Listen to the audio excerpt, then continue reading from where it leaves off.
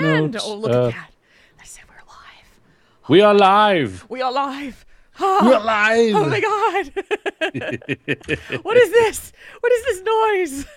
we are a day late and $1 short, We're but we're probably a here. couple dollars short after Couple probably dollars the short. meals we've had in the last, between you and I.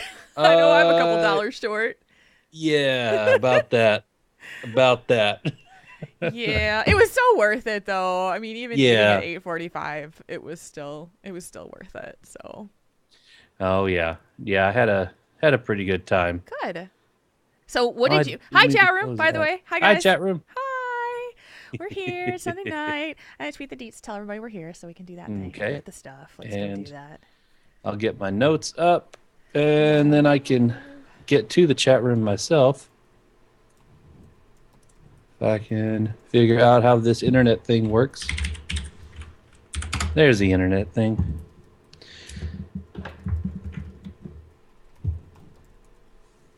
All Make right. sure that's... Yep, I'm muted. Hi guys.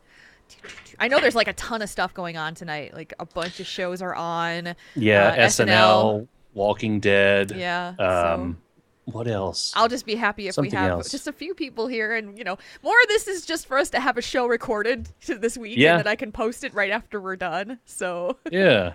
which means we're starting on time, yo. Because I gotta Mhm. edit after we're done, and still go to bed and go to work tomorrow. I'm just not used to this weirdo schedule. Yeah, me either. I'm not used to it either. I'm a little discombobulated today, just in general, because of all the crap that was going on. For the chat Yeah. room, I am. If you've seen it on Twitter, I'm not talking about it today, because let's just say shit went down this evening, and went I am. I'm down. so angry that I probably am going to be not a very good podcaster because I'm so angry. Because we went over there and we talked to them, talked to the in-laws about their treatment of the granddaughter. So yeah, so we're not going to talk about it this week. Saving it for next Nope. week. Yep, we've got the email we got yesterday. Was it yesterday or the day before? From Ursangus. I like that. I like that discussion. That'll be next week, I think. Yeah. That's a cool discussion. Yeah. I'm going to enjoy talking about that one. Yeah, definitely. So yay, we're here. We made it. There's at least 3 people here. I know.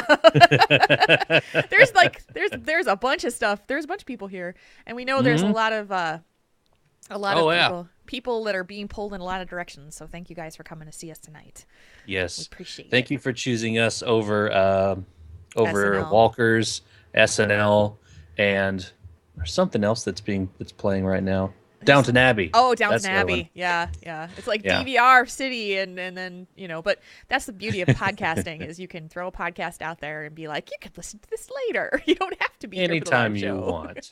Anytime. Anytime. So, Hello, Grand Nagus. It's a pleasure to see you.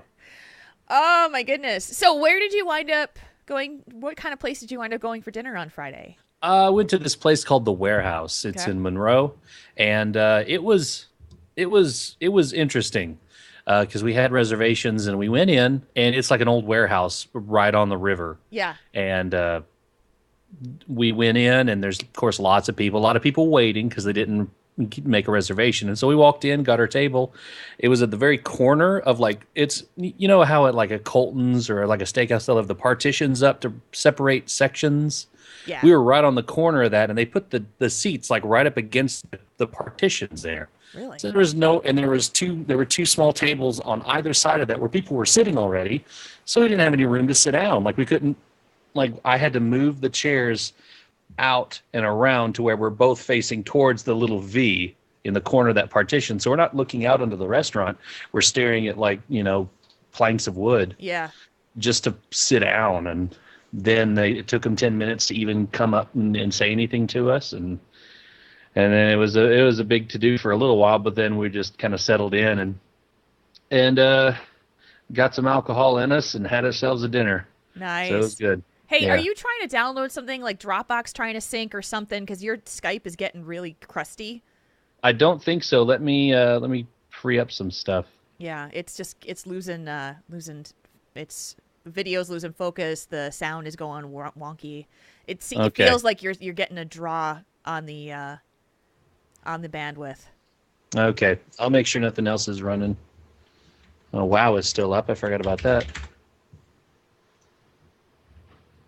Let me close that out. Close everything else out. No Dropbox running? No, I closed it out Okay. completely. Make sure. See, I'll quit that. Oh, Lucas is here tonight. Hi, Lucas. Actually, we have your discussion topic on tonight, so if you're able to stick around, we got you up. Talking You're about up. leadership. Is it any better now? Testing, 1, 2, 3. It's coming better. Keep going. 1, 2, 3. Check, mic check. Let's see. Let's see here. Close Twitter. All I have right now open, I might have to do some task managing. See what else is running. And then nothing else is really it's drawing. Yeah, it's better. It's lot. much better. Yeah, it must have been Okay. WoW or something. Okay. Yeah, Hi, it might Miss have been. Honey. I'm sorry you can't stay. It's okay. We'll put the podcast up after we're done, so it'll post Mm-hmm. shortly afterwards, so you can download it and listen to it later. Yeah, that helped a ton, whatever you did. Okay. Yeah, I just closed everything out. I think I should restart the computer before the show next time, just to make Yeah. sure everything's fresh. And I didn't think about that. Yeah. Okay, no, not a problem. It's just as you're talking about your dinner, it's all of a sudden it's going crusty, crusty, crusty, crusty, and I'm like, oh, that's not gonna be good. Oh no! Oh no! But yeah, We it have was. a new person in the chat room tonight. Hi, Huluwa. Yeah. Thanks for coming. Hello. Thank you for being here. This is not our normal raid time. This is not our normal recording time. I'm reading Yeah. Nate and Kalani. I saw Kalani. already. But yeah, I'm so welcome. Thank you for coming by. Podcast will be up later Yes. too, so if you don't get a chance to stick around for the whole thing, I'll post it after we're done. Oh, Yeah, we dude, won't that hold was it so against much you this better. time. The sound is so much better. So Okay, good. it's so And I need to rich. turn off the heater because it's It's warm. it'll just keep running. I don't know if you can hear it or not, but just to No, I don't keep hear all it. the but sound that's- out. Yeah, no, it's fine. it will eventually get too warm. So I'm gonna go ahead and cut it off real quick. That's why I sit around with a t-shirt on when I do this, because I get really warm. When I'm doing the show, it's just like, you're going. So, well, I'm glad you saw the announcement on Twitter. That's what Twitter's there for. Alrighty. We've got some fun tonight. We got a surprise for you guys. If you're gonna hear first, You might have a surprise in store for your ears. so You might. all right. Sound check. 1 2 1 2. Check, Okay. mic check, 1 2. Sibilance. And- Sibilance. This podcast is a part of the Signals Media All-Star. Okay, good. Excellent. I'm ready. Are you ready? Oh yeah. I'm ready. Chat room, are you guys ready? Are you ready to get down? Are you ready to get down funky? and get funky? Get down, get funky. Do a show tonight. It's just so weird to do a show at 8 o'clock on a Sunday. I was like, I gotta go work in the morning. I don't want to do this. It's not so bad doing a show this time, but it's just like my whole schedule is like weird. So it's okay. I'm Yeah. happy to do it though. It worked out well. Mhm. Yeah, I'm glad we were able to do it. All right, we're gonna roll this puppy out, Mm-hmm. and we're gonna do it in 3, 2, 1.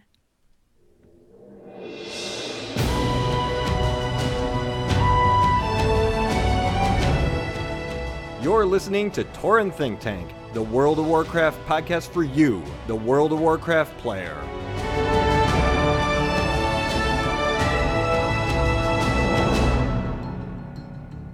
Welcome to episode 134 of Tauren Think Tank. Hi guys, it's Sunday, February 15th, the day after Valentine's Day, 2015. We're here on an odd night because we love you so much that we couldn't miss doing a show, but it was Valentine's Day yesterday, and we had stuff to do. So I'm Jules, hi, and with me, as always, is my friend, my partner, the awesomest, Mark Conan. Jules, I did a bad thing today. What'd you do? I went to Walmart and I bought a lot of discount Valentine's Day chocolates. I was weak. I was so weak. I can't. No, not really. But What'd you get though? I mean, seriously.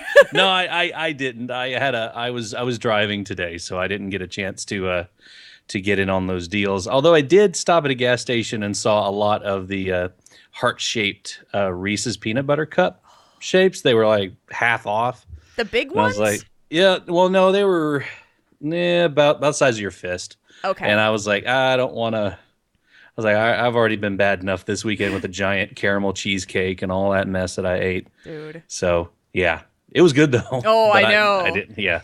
See, my tradition from Kane, every year he gets me one of the big the Reese's Hearts. They're the size of my palm, like the size of my hand, actually. It's huge. It's about like a pound. And so that is because I am a huge Reese's fan. So he always gets me that. And I always get him Mike and Ike's because that's his favorite candy. Oh, yeah. So so he bought me that. I am so weak. Do not buy me one of those things more than once a year because it lasted about 24 hours and then it was gone. Yeah, we had a bunch of little chocolates and stuff from a local bakery down there that we had. We had a little box of macaroons, a little box of miniature red velvet cupcakes. Nice. What else? These little is like milk chocolate and white chocolate that had filling in it. The milk chocolate had brownies and the white chocolate had like a strawberry filling in it. Oh, nice. You had me with the brownies though. So, the brownie ones, those, she didn't like most of those. She didn't like the flavor of the brownie ones, so those were mine. And they are gone. They are straight to my belly. Oh, right to the belly and no regretting. Yeah. Straight to the belly and no regretting. I don't know if that worked, but it was funny anyway. Well, it was funny for me, and I guess that's all that counts. That's right.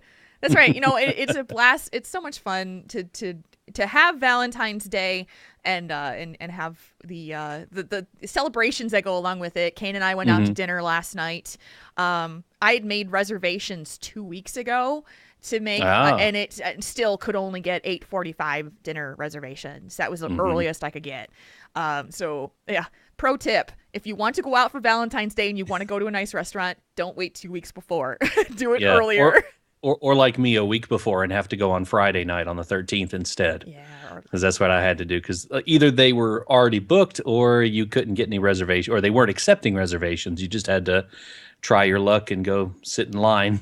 Yeah, so we did that on Friday. That is like, I mean, talk about Russian roulette. You go in and to a restaurant you want to go to with the love of your life, hopefully, someone you care about, and you are like, well, let's see if we can have dinner, honey.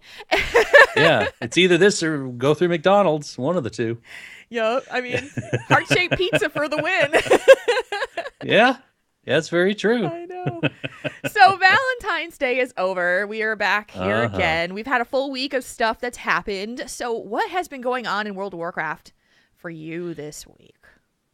Well, you know, I like to play several characters in the game. Yes. And I told you I love to play the mage, because that be who I am on the inside. Yes. But I can't be just a gnome now.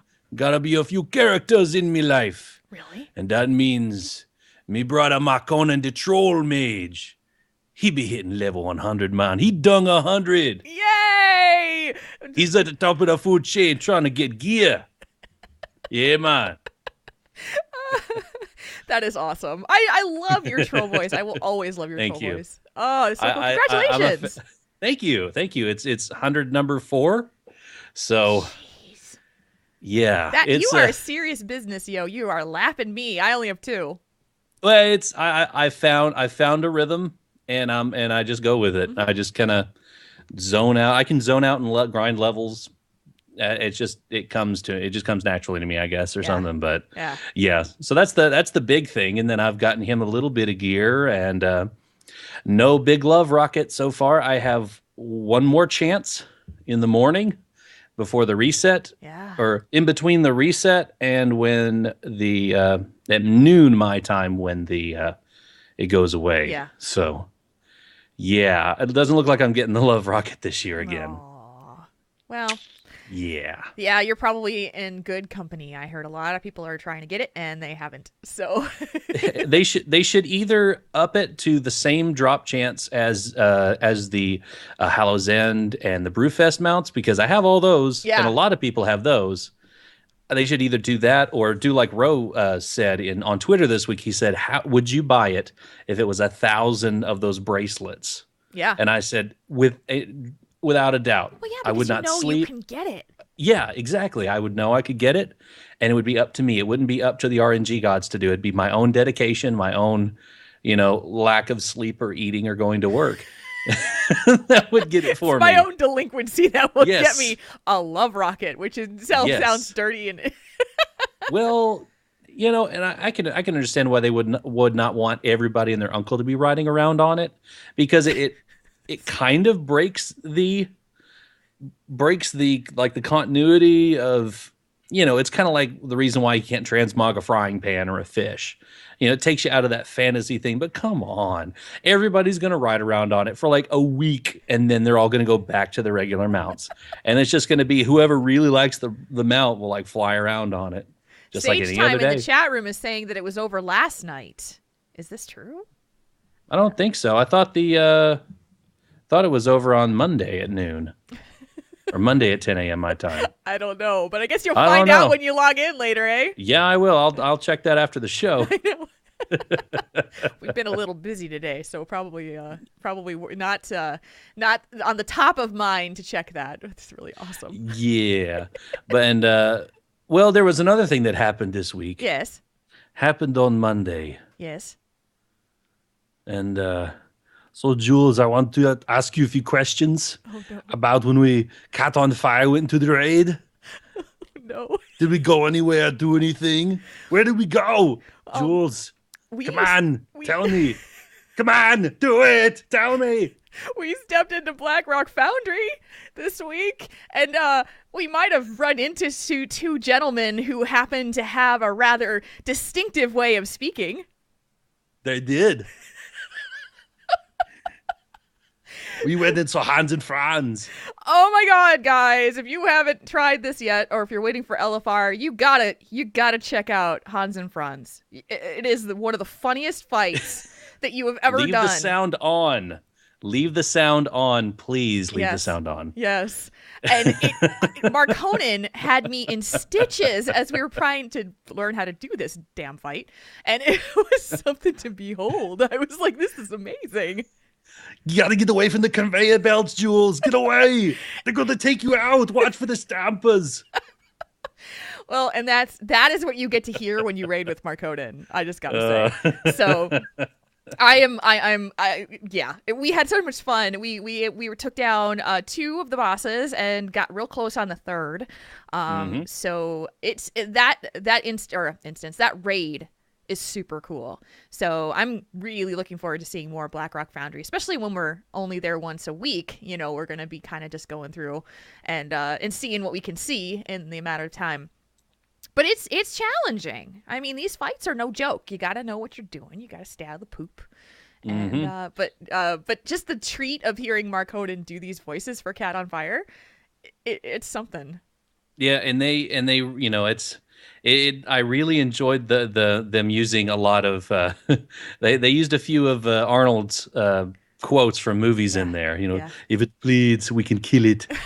That's one of them, and I'll be back is another one. Oh, that's great. It's great, and the fight is very, like, I don't really get motion sickness, but the first time it came up, I was like, oh my. Yeah. And I know there's a few players out there with motion sickness, and they're having a hard time even watching videos of the fights to get strats. So yeah, because if you haven't seen this, you're in the middle of these, I think it's 4 conveyor belts that turn on like occasionally, and things start coming at you off of these conveyor belts. So the bosses are moving, you're moving, and the floor is moving. So you have to, in order to avoid that, you almost have to point your camera to the wall so that you don't get the motion of the movement. Like it'd be like a moving walkway in an airport is the best way to describe it. And so yeah, it was It was pretty. It's intense. I felt a little bit of that kind of woo for a couple times before I got used to it, but I don't know how people with motion sickness could do it. Yeah, they're having a very hard time with it from what I'm understanding so far. But we'll see once LFR comes out and a lot more people have access to it. Yeah. And see what goes on. Yeah, I guess we'll hear. It's something. We'll hear more about it. So, Yeah. anything else that you were doing this week that went on? As far as in the game, not really. That's pretty much all I did. I've been making gold.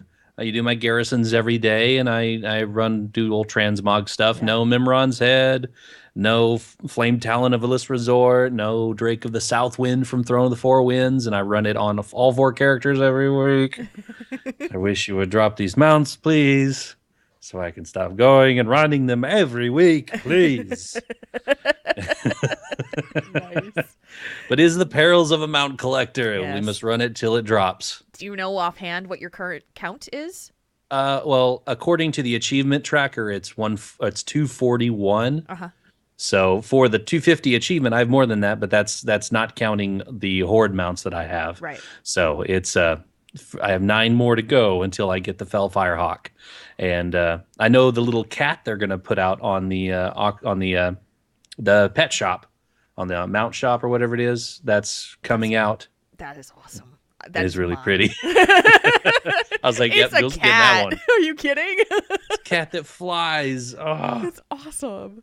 Yeah, so I'll be getting that one, and hopefully I'll get some good luck in the next few weeks. So we'll see. Good. Excellent. What about you? Is there anything else you were doing in game this week? Just messing around on the monk. I am getting pretty damn good at Mistweaver. And nice. Yeah, I mean, with no help from like kamikaze tanks, oh my lordy. Some days you're just like, are you crazy or are you just dumb? Like running headlong into a mob that just, crushes and they're like, what didn't you heal me? And it's like, I did. You went from full to dead. Yeah. Oh yeah. It just. But otherwise, I mean, I saved our bacon in a fight that was something else on one heroic run because I got my ring finally, my legendary nice. ring on her. Went through the whole first phase of it. Mm-hmm. And now I'm collecting the alligator stones, as they call it. The kids are calling it these days, and alligator stones. So, but I've been having a lot of fun. I really like Mistweaver, the where it is now and the power of it. I'll try and run some LFRs and see where it goes. I'm trying to level up one monk on the AIE guild. I'm about 54 right now, level 54. I just don't have time a lot of times, and things just keep throwing my things keep getting thrown at me. So I'm just like, I don't have time for this. So. But I spent a little bit of time yesterday just getting some levels, and that was great. And Cat on Fire raiding tomorrow. So, yay, Cat on Fire. Looking forward to it. Yes. So before we get into the show, I've got a couple things for you. Number one, the Pen Pal program has returned. We have another sign up going on. And already people have been signing up in droves. We're super excited. And it's only been out since Wednesday. So you can sign up. Even if you've done it before, did it in the first round. If you've never done it, anybody, sign up. If you're a WoW player, if you just want to talk to another WoW player, if you're not a WoW player and you want to meet some, that's awesome. Let's do it. The short link for that through the podcast is bit.do penpal2. That's it. bit.do/TTT penpal2. It's going to go till the end of the month is the signups, and then we'll do the matching afterwards. We added just one little thing, got some feedback from our current Pen Pal program people, and they said that we'd like to get some age ranges in there, so that's what we added. But other than that, that's all we added to the sign up, and it's really cool. We've been getting some great stories from people who are getting a chance to meet each other, leveling up together, starting to raid together. So check it out. I'm super excited to see this come back, and people have been asking for it. They want it back. So we'll do it again. We'll do it again, and we'll do it again until everybody has a friend and a bunch of friends and all the friends they need. So there we go. All right. You got a friend in WoW. You got a friend in WoW. You really, you do, what's his name? Randy Newman. Randy Newman. Randy Newman, yes. you to a Randy Newman. I didn't know this. Wow, this could be. This could be. He did a future song about gnomes, so I've got to give him props. Short people got no reason. Okay, I did not know you had this one, and so we need to talk. They're all up in here sometimes. They just occasionally, whenever I have the opportunity or it just comes across, I'll let them out. Oh, that's awesome. That is really funny. Speaking of creative stuff that Mark Honan has done. Oh yeah. We have our surprise too. Yay! So one of the things that we wanted to do was to continue to make content for the show, keep you guys entertained, enjoy. And if you'll remember, back in December, we did a song. And the song was the parody to Baby, It's Cold Outside. And it was Commander Draenor's Outside. And it was a commander and the follower singing to each other about going outside and starting to do things. And the commander not wanting to go anywhere. Well, guess who that commander was? Who? You know who it is. Tell him! Who is it? He was Commander Buttmunch. It was Commander Buttmunch, who is also like a recurring joke on this show. If you haven't been listening for a long time, Commander Buttmunch is the joke that we came up with for somebody who names themselves rather colorfully, and then they go into their garrison and everybody says, "Hey, Commander, blah, blah, blah." And so Commander Buttmunch became so popular with our fans that they love to refer to him and her. It turns out that she's a her. And we did a little something for Commander Buttmunch. It's a little long, but I think you'll enjoy it. It's the next phase, Commander Buttmunch and the no good, very bad dailies. Commander Draenor's outside.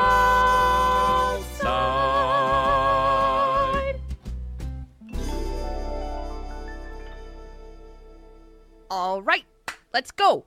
Let's go explore Draenor. Finally, we can go see the world. So, what do we do first? Well, there's so much to do. We could mine ore and pick herbs, yes. Sell them on the auction house for much profit. Lieutenant, have you forgotten that I already have a garden and mine in the garrison? I've had people mining and picking flowers for months now. They're dirt cheap to buy anyway, so why bother? What else? We could join with our forces near Heimall and assist in the assault there. Good idea, but I don't have enough gear yet to join them. That we can fix. I've seen you speak to Khadgar a few times. What did he ask for you to do? He told me that I would need to go gather a lot of those, Pexis crystals. Thousands of them. We can work on this. Scout Valdez over here has missions from the front lines that offer crystals as rewards. Wait. He has a blue exclamation mark above him. No. No more dailies. No.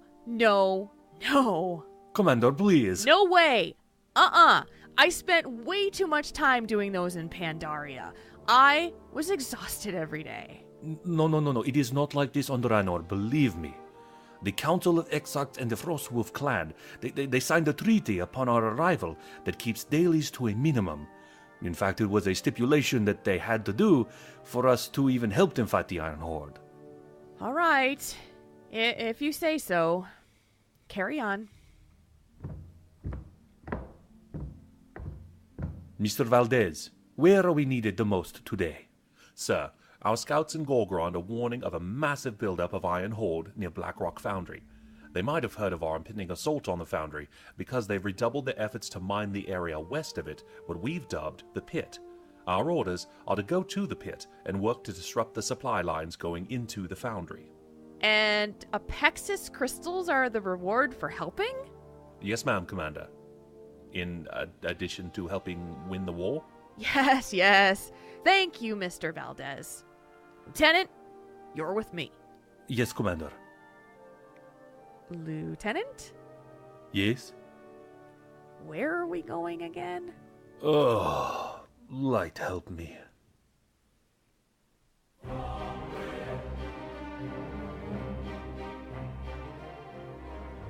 What do you mean we can't fly to Gorgrond?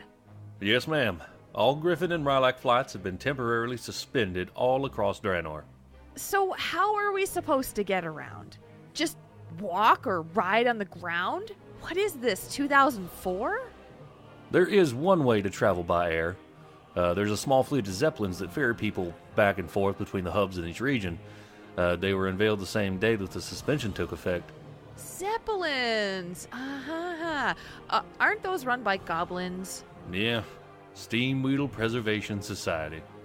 They weren't part of the suspension, and they charge you a bit more to do it, but if you're desperate enough to fly, the hub for Shadow Moon Valley is over in Embaria Village. Goblins.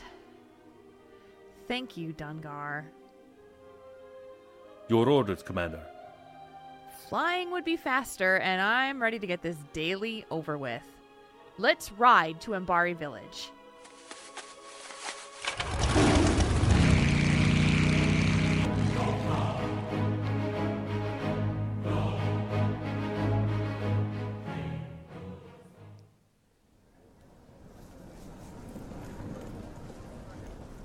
Commander, we've been waiting in this line for hours. We could have been there by now if we'd been traveling by ground mount. The sea turtles move faster than this line. That is quite enough, Lieutenant. Complaining won't make them go any faster. Besides, we're next anyway. Next! Hi there! How are you? Destination. Excuse me? Destination. Landing place. Objective. Terminus. Journey's end. Target. Where are you going? The pit in Gorgrond. How many? 2, please. Both adults? Last time I checked. All right, I got a flight to Sky Sea Point. That'll be 24,000 gold. What? That's way too much. Oh, and I thought the Alliance chopper was a gold sink. Look, lady, that's the fare. If you ain't buying, you ain't flying. Next! Okay. Here.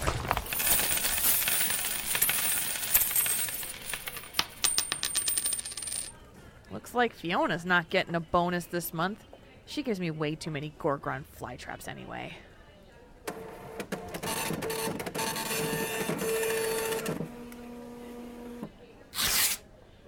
All right, here's your tickets. Thanks. Thank you. Have a nice day. Thank you for choosing Steam Weedle Airways. Lieutenant, where are we sitting? It looks like row 1123 seats YZ and ZZ. I hope there's a window seat.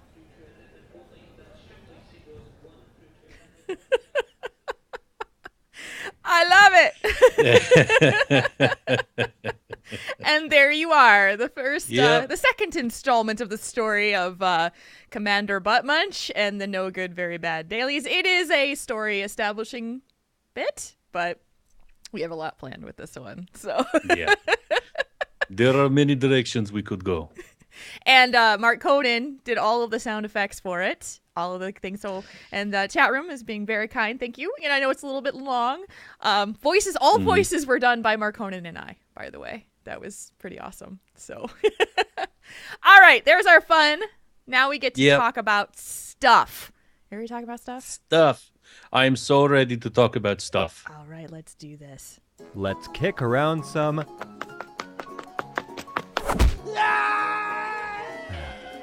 ideas, not gnomes. And discussion topic time. This one is a follow-up that came from someone who wrote us previously, but I think it really drives into some of the things we want to talk about. Here we go. And so I was thinking about the discussion on the show, and I realized that I have something I like. It's leadership. This is from Lucas. Lucas wrote us about his future career and, trying to decide how he was going to proceed with his university training or where he wanted to go. And he figured it out. He wants to do leadership. Sounds weird, right? Let me explain.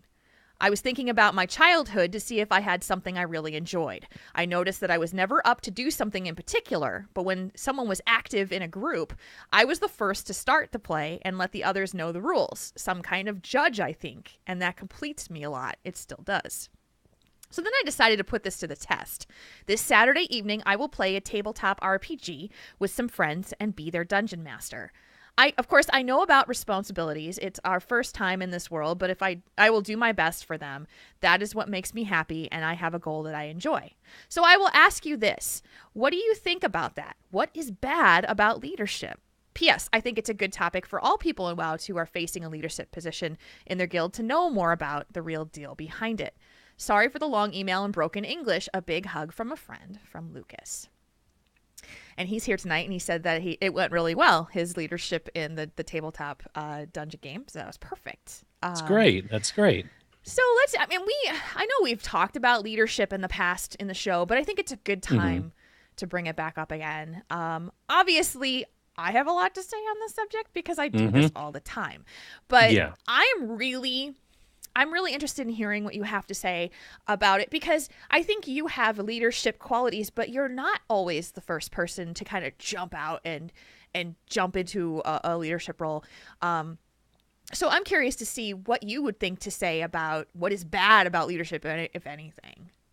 I don't think anything is inherently bad about leadership. I think it's a necessity to get anything complex done. I mean, unless you're going to sit there and assemble Legos by yourself or do something, if you've got more than one or two people, then you're going to need somebody to divvy out the tasks or to organize or know people's strengths and weaknesses and harness those for the greater good in fixing the problem or creating a new strategy for whatever you're working on. So there's nothing inherently bad about leadership. The only thing bad about leadership is bad leaders. Yeah. People that don't understand leadership and how it works and what you should do and shouldn't do when dealing with problems between all your subordinate people in this whatever group, whether it be your D&D game, your guild, or your job. Now you work in a position where a lot of times you're asked to be in a leadership position. You're asked to kind of take charge, or you have to take charge because you're with a group of people and somebody needs to step up. Is that something that you choose to do, or something that you are kind of asked to do? It's lately it's been more just asked because I am the senior most person in my position at work. So everybody else is new, and so they haven't been with the company as long as I have, so they don't know all the ins and outs. And so I'll tell them, the shortcuts of what to do. And did you know that this did this? Oh no, I didn't. Let me show you how you do this. It's kind of more of an instructional role than a leadership role lately, just because I'm teaching them. But if they're doing something wrong, I have to, I'll step in and try and give them some tips and pointers. Yeah. But sometimes when we work with people that are third party, they're not even with the company, you have to bring them up to speed really quickly on when we're working overnights. And then you also have to monitor them, make sure that they're doing their job correctly and correct any kind of, because one guy knocked down a TV when he didn't think I was watching. It was a smaller TV. It was like a 21-inch. It was a small one, but his elbow knocked it off the table and it hit the ground. And he picked it right up, put it back where it was, and kept walking. And I was like, no. Let's test it out. Sure enough, the screen was cracked and it didn't work. So we had to replace it with another one. But it happens. It's just somebody not paying attention to where their arms are. Right. So yeah, that's kind of where it is. In that situation, you could have literally just let it go. You could have just let him put it back up on the stand and had someone else discover that the TV wasn't working. Yeah, when and the it store also was open. Yeah, and we double check all that before the store opens, so somebody would have seen it, and I would have rather it. It's kind of it's one of those CYAs. Cover your. Yeah. I'd rather do that and make sure that I'm not blaming the guy. He didn't get fired over it. But it's one of those things where I don't want to be blamed for something that I didn't do. Right. And, because I didn't know the TV was broken until I plugged it in, because the screen was intact, but the LEDs behind the screen were broken. So it's one of those things where, I was like, no, we can't do that. We have to check it, make sure it's working. Yeah. And, I think that just that scenario alone, there would have been, there's a whole bunch of pitfalls I could see happening for a leader who didn't know how to handle it.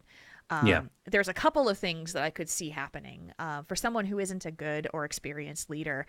Number one, they could have taken the power that they had to make that person feel bad, and to lecture them, to, instead of going after it and saying mistakes happen, you know what, let's take this bull by the horns and turn on the TV and check it. It could literally have been, do you have a brain in your head? Do you think walking away from this was the right thing to do? How dare you consider this to be a job that that kind of thing. Yeah. I mean, I'd be lying if I said I didn't think it, because the guy that did it was pretty careless anyway and didn't really act like he wanted to be there. Yeah. And he was just kind of slinging stuff around. I was thinking things, but I didn't say them. Yeah. Because that doesn't help anybody. And then doesn't help the TV, doesn't help me. Yeah, and that's the kind of leader that you don't want to be, because it doesn't do you any good. It doesn't gain you any respect from somebody to just berate them and make them feel lesser than they are, even if they don't really want to be there and they're just kind of putting in half the effort to do it. But the other part that I feel is the bad leader is the one that would have just walked away and been like, somebody else can deal with that. Yeah. Someone else can deal with that stress, or, that's not my responsibility. It's not my job. Or, you know what, nobody saw it, so it didn't happen, not taking the responsibility and not addressing it. And so just that one scenario alone, you could have been a really crappy leader to that person and not shown them by example what the right thing is to do without making them feel badly, Yeah. Mm-hmm. Because I think the one thing that came to my head when Lucas asked what's bad about leadership is bad leaders. And because I think that people often go into leadership with the intent of having the power. With great power comes great responsibility. Yeah. But most of the time when you see a bad leader, it's literally forgetting the responsibility part that you have for the people that you lead. Mm-hmm. And it's also remembering what it was like to be down in the trenches and be that low man on the totem pole. Yep. Yep. I don't ever want to treat anybody the way I don't want to, you treat others as you want to be treated. Kind of a thing. I don't want a leader screaming at me, so I don't need to be screaming at my subordinates. Yeah. Yeah. And so, when I was a young leader in a working environment, I think I was in my early 20s when I first took on a leadership role, and I was responsible. Sometimes I was responsible for an entire call center of people. Like, sometimes if you were there on a weekend or a holiday, you're the only one there. Everything falls on your shoulders. And early on, I think I've talked about this on the show before, but early on, I was getting feedback that when a crisis of some sort happens, so let's say the phone lines go down, or the fire alarm got pulled, or something happened or the system goes down. This is actually what happened, is that the system went down. And when the system goes down, that means you can't take orders, which means everybody goes into panic mode. And I remember my training, a lot of it came from watching my dad, who was always a leader. He was the police chief when I was young. He was police chief of my town. He was a first responder. He was somebody who everybody looked to. And my style at that time was to just, go into crisis mode and tell everybody what to do. You go there, you go there, you do this. And it was not diffusing the situation. It was actually making it worse. And it was making people feel like I was a drill sergeant. And that is the feedback that I received. It's like, you need to be calm. You need to be considerate of the people that are around you. And you need to also remember that these people are also dealing with their own level of crisis and nervousness in this situation. And you are not making it better by barking orders at them. And it was a huge lesson that my manager told me. And I took it, and I have to fight that natural tendency every day that I'm in that situation, because I just get that thing. It's like, all right, let's go. It's like, the fight or flight mode, and you got to get going, and you got to fix the problem. And, everybody else be damned, just go do it. Do it now. Do it now. And so that is where, and it's that also comes into effect for those who have this leadership quality, is the my way or the highway style, where you think you're the only one who's right, and you've told everybody exactly how you want it done, and nobody can speak up to tell you exactly what might be on their mind to give another suggestion. Yeah, and you've got to let your subordinates or people that you're over know that they can come to you. Yeah. And bring suggestions or ideas or things like, well, I understand what you're doing, but would it be easier if we did it this way? Yeah. And then you could either look at it and like, well, actually, yeah, or no, actually, I prefer to do it this way because, don't just tell them they're wrong. Tell them they're wrong for this reason, or I disagree with you, and explain it so that you're not just being like, I think you're stupid face and I don't like your ideas. Yeah. Yeah. Now, let's think about this in a guild environment, which I can talk a lot about because I deal with this all the time. Yeah, it's been a few years for me, but I was once a guild leader back in the day.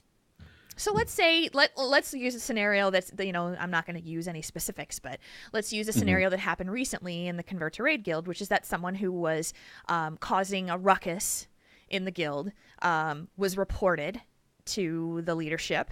And then the leaders addressed it, by going to that person directly and saying, hey, you know what? You're not following the rules because you're using profanity. You're saying things that are hurtful and inappropriate in guild chat. We have these rules. And this person came back to us raging against the rules and saying people are just too goddamn sensitive. They just, all they want to do is report. All they want to do is tattle. All they want to do is tell on somebody else. And it's like, okay, I understand that you might feel like you're being picked on here, but you signed up for these rules and you agreed to these rules, and these are the rules that everybody lives by. You are not a special snowflake here. Yeah. Yeah, I mean, we're all, in the guild environment like this, when you join a guild, if there are rules, you kind of have to follow them. I mean, and if you just signed up because you like the podcast and you're not going to abide by the rules, then that's not the place for you. Right. But at the same time, as a leader, it's important for you to hear what the person has to say and say, sure. I understand that you're feeling like you're being kind of picked on here, and that people, well, this guild is very, all they want to do is pick on the people who are doing something wrong. And it's this perspective thing to say the reason that they're reporting it is because this is important to them. And you are telling them that this is not important to you. And it, I understand that you don't like this rule, but it is the rule that you agreed to. And I get a lot of flack sometimes from people when I have this conversation. It's like, you just stand behind the rules. And it's like, well, but the rules are there for a reason. Yeah, that's why we have rules. That's why they're there. Yeah. And I don't mind if people question the validity of a rule or a reason behind the rule. Happy to explain it. Happy to explain why we have no profanity in the Convert to Raid guild. Because we have, when there's 7,000 players that are available to play this game in this guild at any time, you have a range of ages and a range of people who like that sort of thing and people who don't. And when you have that many people, your rules have to be a lot tighter to make sure that you please as many people as possible, because you can't please them all. And that is the other lesson that I would say in terms of leadership, is that you will never please everybody. You'll just have to be able to stand behind the reasons why you have that rule, or this is where it is, and I'm sorry, and I understand, and I've heard you, but unfortunately, this is the way it is, and you agreed to this. So, So there's so much that you can talk about. Yeah, there's a lot. Yeah. But the great things about leadership is that it teaches you humility. Because a mark of an excellent leader is someone who can admit their faults. And I have been in that situation. If you are the type of leader who is going to say my way or the highway, and someone comes to you with a valid complaint and says, I don't think this is right. I don't agree with this decision. Can you please look at it? And to be able to say, you know what? I heard what you had to say, and I think that you make some valid points. And honestly, I think I'm going to change, my approach on that. It takes a lot of courage to be able to say, maybe I didn't think that through all the way.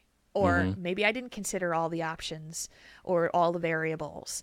And it is a hard thing to do, but that is how you'll gain respect, because a leader, you're not everyone's going to like you, but they have to respect you. Yeah. And if they don't, then you got nothing. So, I'm trying to think, it's like I said, there's so much. Yeah, there is. Yeah. That you could talk about with this, but so I've been going on and on. What is your thoughts about things that make a good leader? Well, like you were saying, it's someone who, for me, it's someone who is willing to listen to complaints, to anything, listen to the people that are under them. And like you said, really think about it. And if, admit your faults, admit when you're wrong, and then improve from there. Because, no leader is infallible. So, you're going to be wrong at some point. Yeah. It's guaranteed.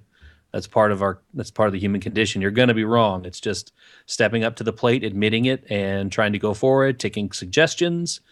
Just being a good leader is listening and, inspiring your employees, your subordinates. Yeah.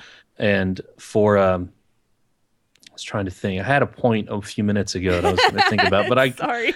He was saying, like Lucas was saying, he wants to go into like a leadership position. So that's what he's going into. So now he's got to think, he's from if the D&D game went pretty well, he's probably got a little bit of a knack for leadership and for understanding, divvying out tasks, managing people, knowing their strengths and their weaknesses. Mm-hmm.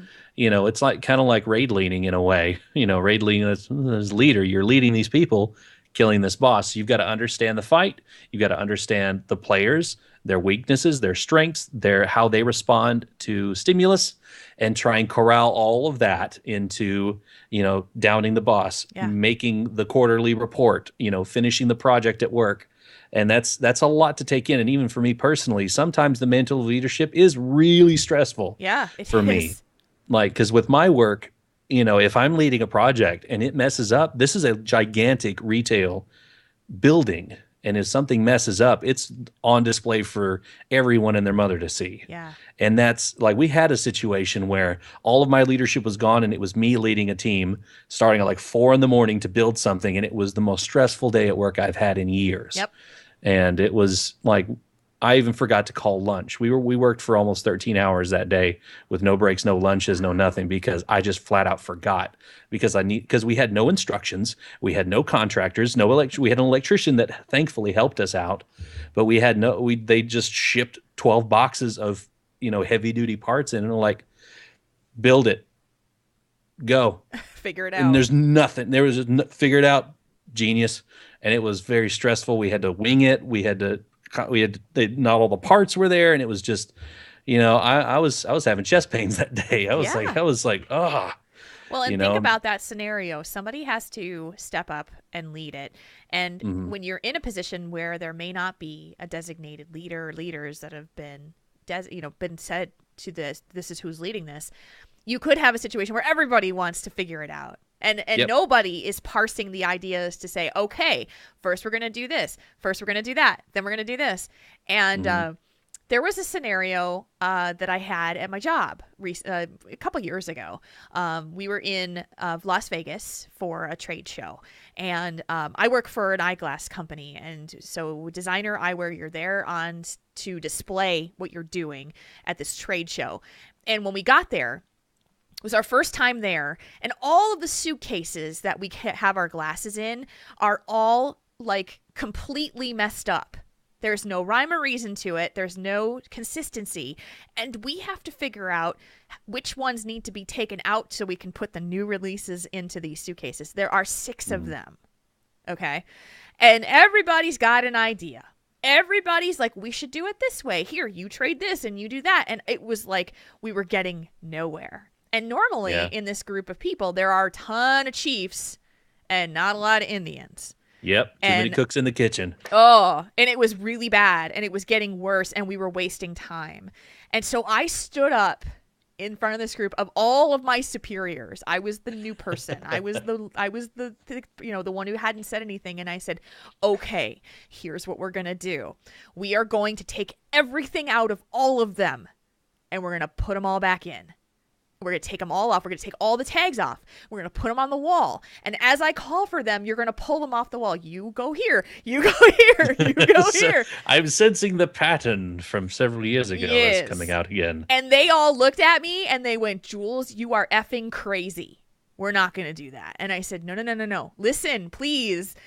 Trust me. I've got this. We will fix it. I promise you. And once they saw what I was doing, they all went, oh, you were right. Like they all to this day will say to me, we thought you were effing crazy. And we didn't believe that you could make this happen. And I said, yeah. But once you started to listen, because everybody was fighting and sparring and all this stuff, it was like, rah, rah, rah, we're never going to get this done. And, blah, blah. And it was, we had 12 hours before the trade show started and we need to get it done. And so it took me standing up in front of them and saying, look, shut up and listen. And then it got done. And and I was putting myself on the line big time because I wound up if it didn't work, I would have been in big trouble. Like we would have wasted a ton of time. So in any case, it worked out great and they were all just completely in awe of me and then they never doubted me again. So it was just the best.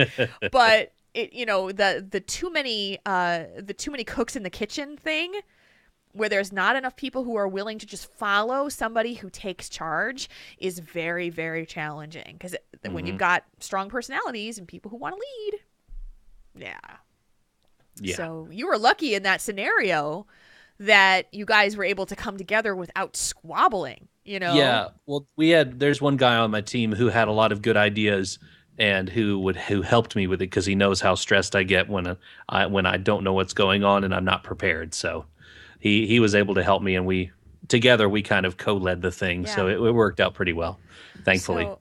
So I mean, there's so many things, and we could go on forever, but I think that might just help to give Lucas some things to think about with leadership, making sure that you're not going into it for the wrong reasons. The intent. Always, yeah. Always remember that those people under you are just that. They are people. Yeah. And people don't like getting screamed at or yelled at. People want to be heard. So listen and respect them. Respect those underneath you. You can give them orders and directions, but, don't be a slap in the face. Be a guiding hand. Exactly. Guide them in the way that they need to go, and not yell and scream at them. Yeah. Yeah. You can be, and if they fall out of line and they don't understand, then disciplinary action comes into play, and then you have to be, well, this is going to have to happen because we had a guy at work got fired. Really? 2 weeks ago. Yeah. Oh yeah. New guy about this. Yeah, new guy on the team. He, due to he didn't understand and didn't take the initiative.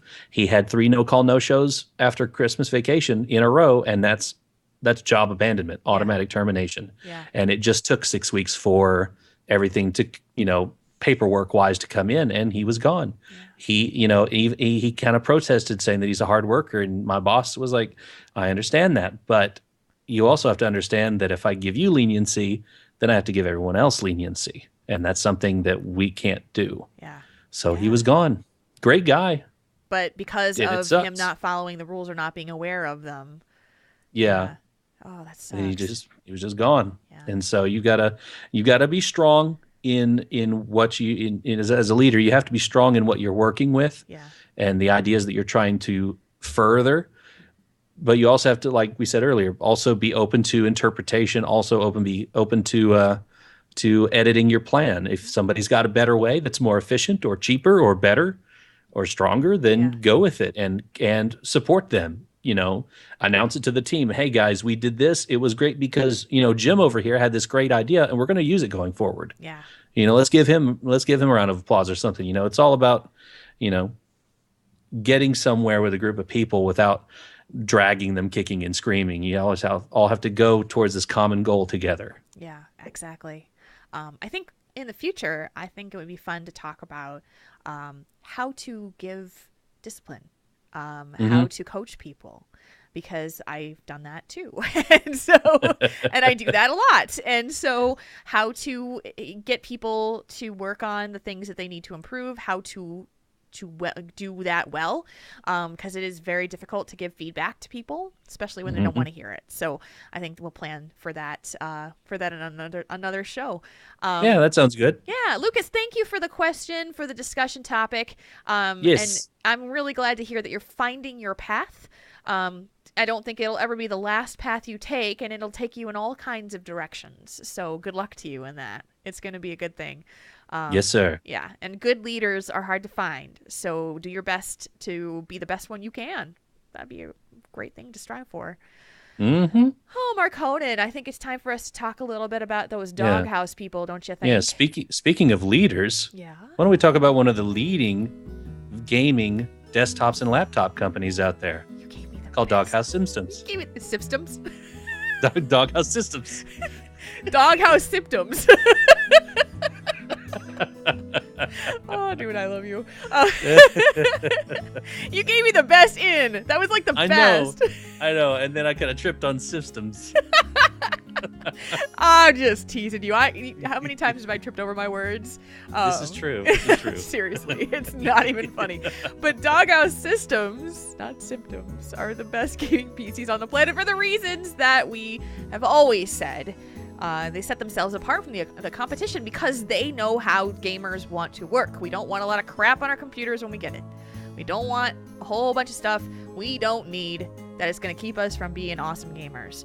And they're going to make sure that your favorite Blizzard games are going to be loaded on that system before it ships.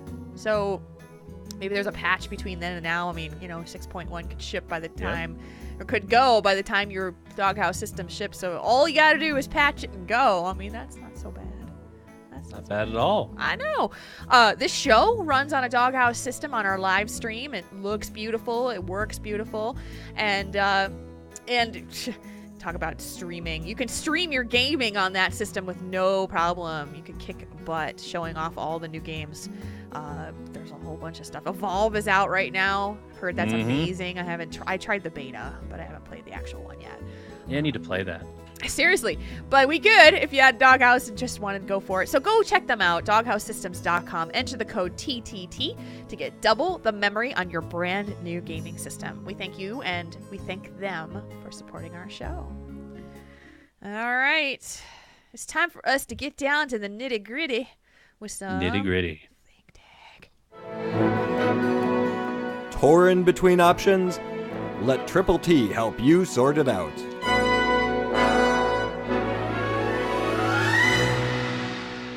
Before you go into that, Jules, I just got to say, who wrote that line, Tauren between options? I think Kane wrote that. Okay. I think Kane wrote that way back in the day. Every week, I love that line. Ever since I first started listening to the show, I was like, I love this. It's so funny. If you didn't know this, Kane is he's like a huge punny lover. He loves puns.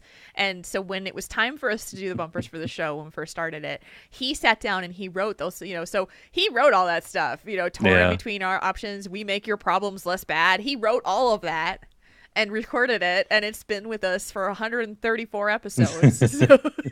Yeah. Even after all this time, Kane, it's still funny, and I like it. So thank you for that. We have to have a little goofy with our serious. It just kind of balances it out. You got to make you think and make you laugh. There you go. So time to make you think. Let's do it for thinking caps on. All right, let's do this. Hey, Jules and Marcona and the rest of the Moo Crew who are listening now. My reason for writing is that I am in need of some help. I am the guild leader for a guild on Kirin Tor US. We are a friends and family style guild, helping each other out, working to progress our way through the game, and helping each other gear up and do what we want to in the game. Several members run with other guilds 2 days a week to raid High Mall, which I have no problem with at all. The problem is I work a job that does not have standard hours. I am a security guard in Tennessee. My current work schedule has me working 4 9-hour shifts from 9 p.m. to 6 a.m. Thursday to Sunday nights. This poses the problem of me not being able to help out with the usual time of people playing WoW.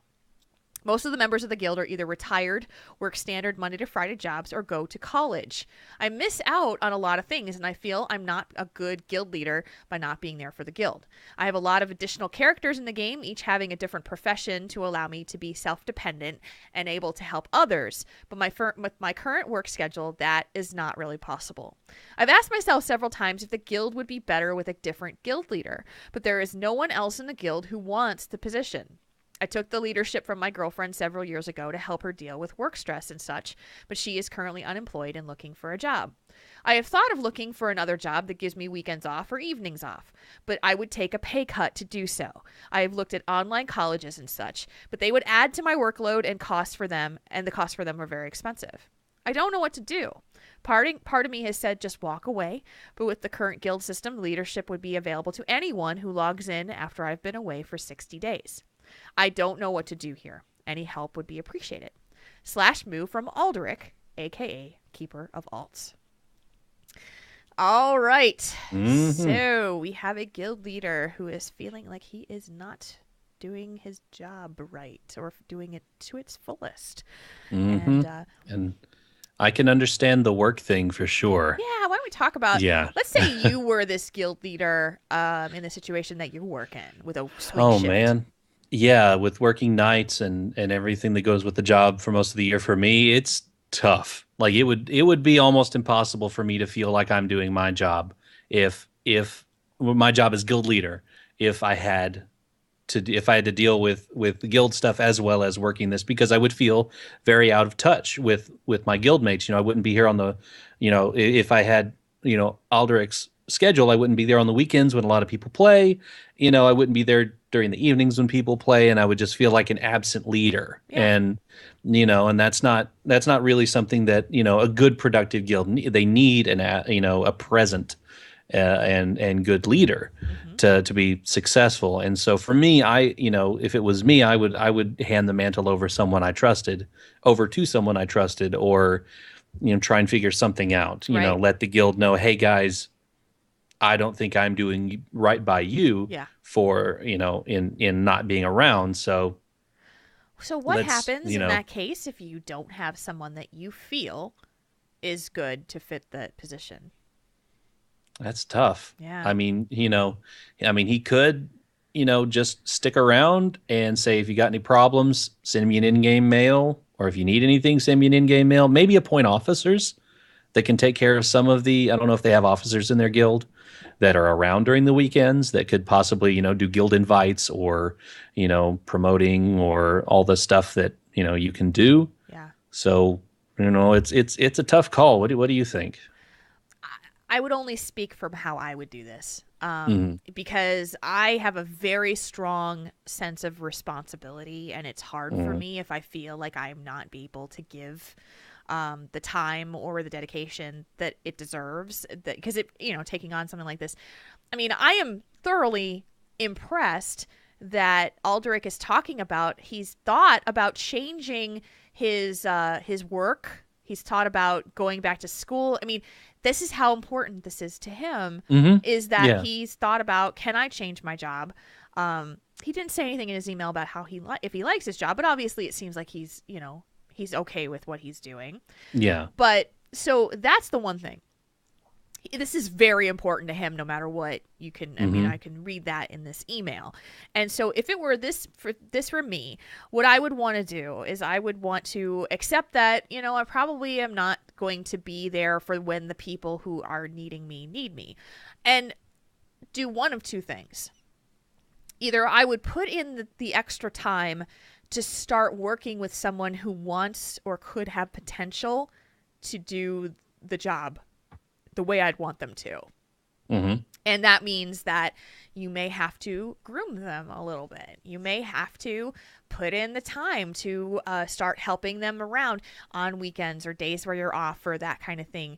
But the one thing that you got to do is look for somebody who might have the potential, that may not have shown that they were interested in, but there are a lot of people out there who may not step up to those roles without being asked by someone, because that's the ultimate compliment. That's true. So think about a scenario where you're like, oh my gosh, that would be so cool, but I don't think I could do it. I don't know if I would have the courage to just say, I can do it. But then I'm the guild leader and I come to you and say, Marconin, I think I see a lot of great qualities in you. And I think that you would be somebody who could help me. And I would like to see, if you would be interested in doing this. Yeah. Now, I had It's a this good idea. scenario with being so I'm an officer in the Convert to Raid Guild, and I'm one of the Iron Council, which is a group of 3 of us. It's me and Darius and Zug. The 3 of us run so it's like the top tier officers. We have officers, we have department heads, and then we have the people who are doing the different jobs. And I created the greeter program, which is the people who are the ones who invite.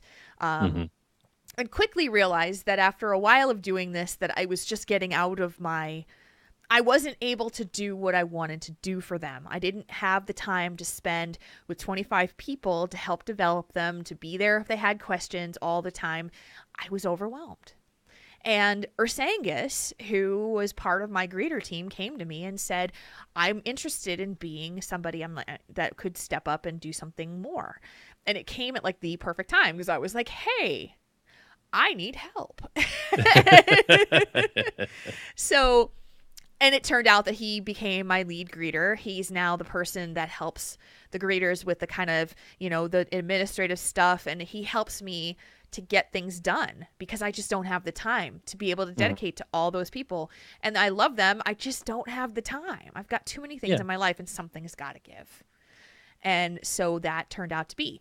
He came to me and said he was interested, but I was about to go out there and start looking for those who kind of showed that potential and say, maybe I will ask you if you'd be interested in doing this. So if you feel, Aldrich, that is something that you could do, if you see someone who may not be the most like aggressive, like go-getter, you could approach them and say, hey, I think you've got a lot of the qualities that I would want to be as a leader of the guild. Would you want to help me during the day when I'm not here? Yeah, give them the responsibilities when you're not there. Yeah. There's nothing out there that says your guild has to be led by one person only. We lead our guild with 3 people.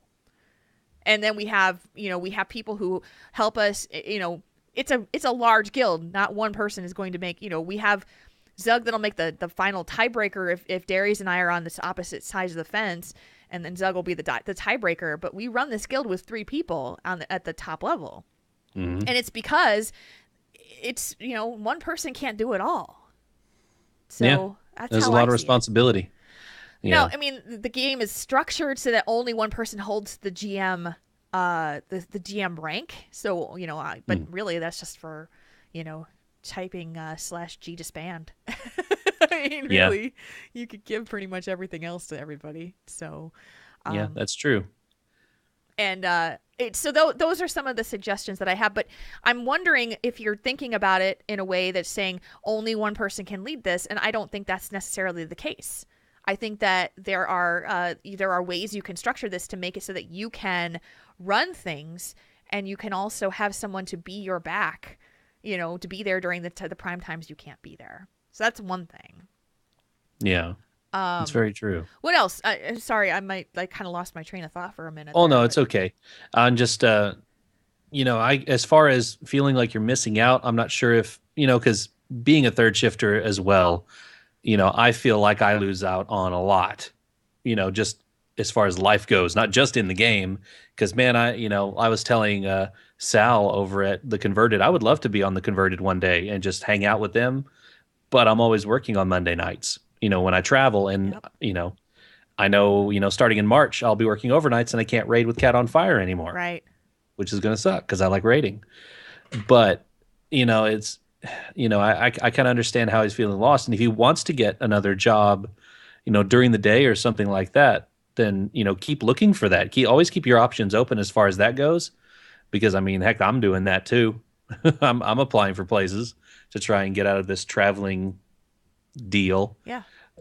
So always keep your head up for that and keep, keep thinking of that. Because, I know that doesn't really have much to do with the guild leader part. But, speaking from one third shifter to another, No, I it's think tough that's on a you. great point because it's all a mindset thing. I think you can say, I want to have it all.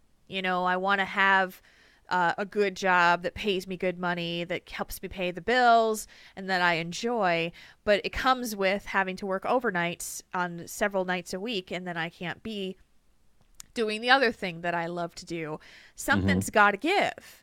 And so, but my thought is that you have to think about what's important for you. And, a lot of people would say guild leadership, that's so much like not important to the fact that you got to earn money and you got to do that. I get that. But at the same time, there's an argument for that. Yeah. But at the same time, you're talking about the perfect thing, which is the job isn't permanent always either. You can go out and find something else.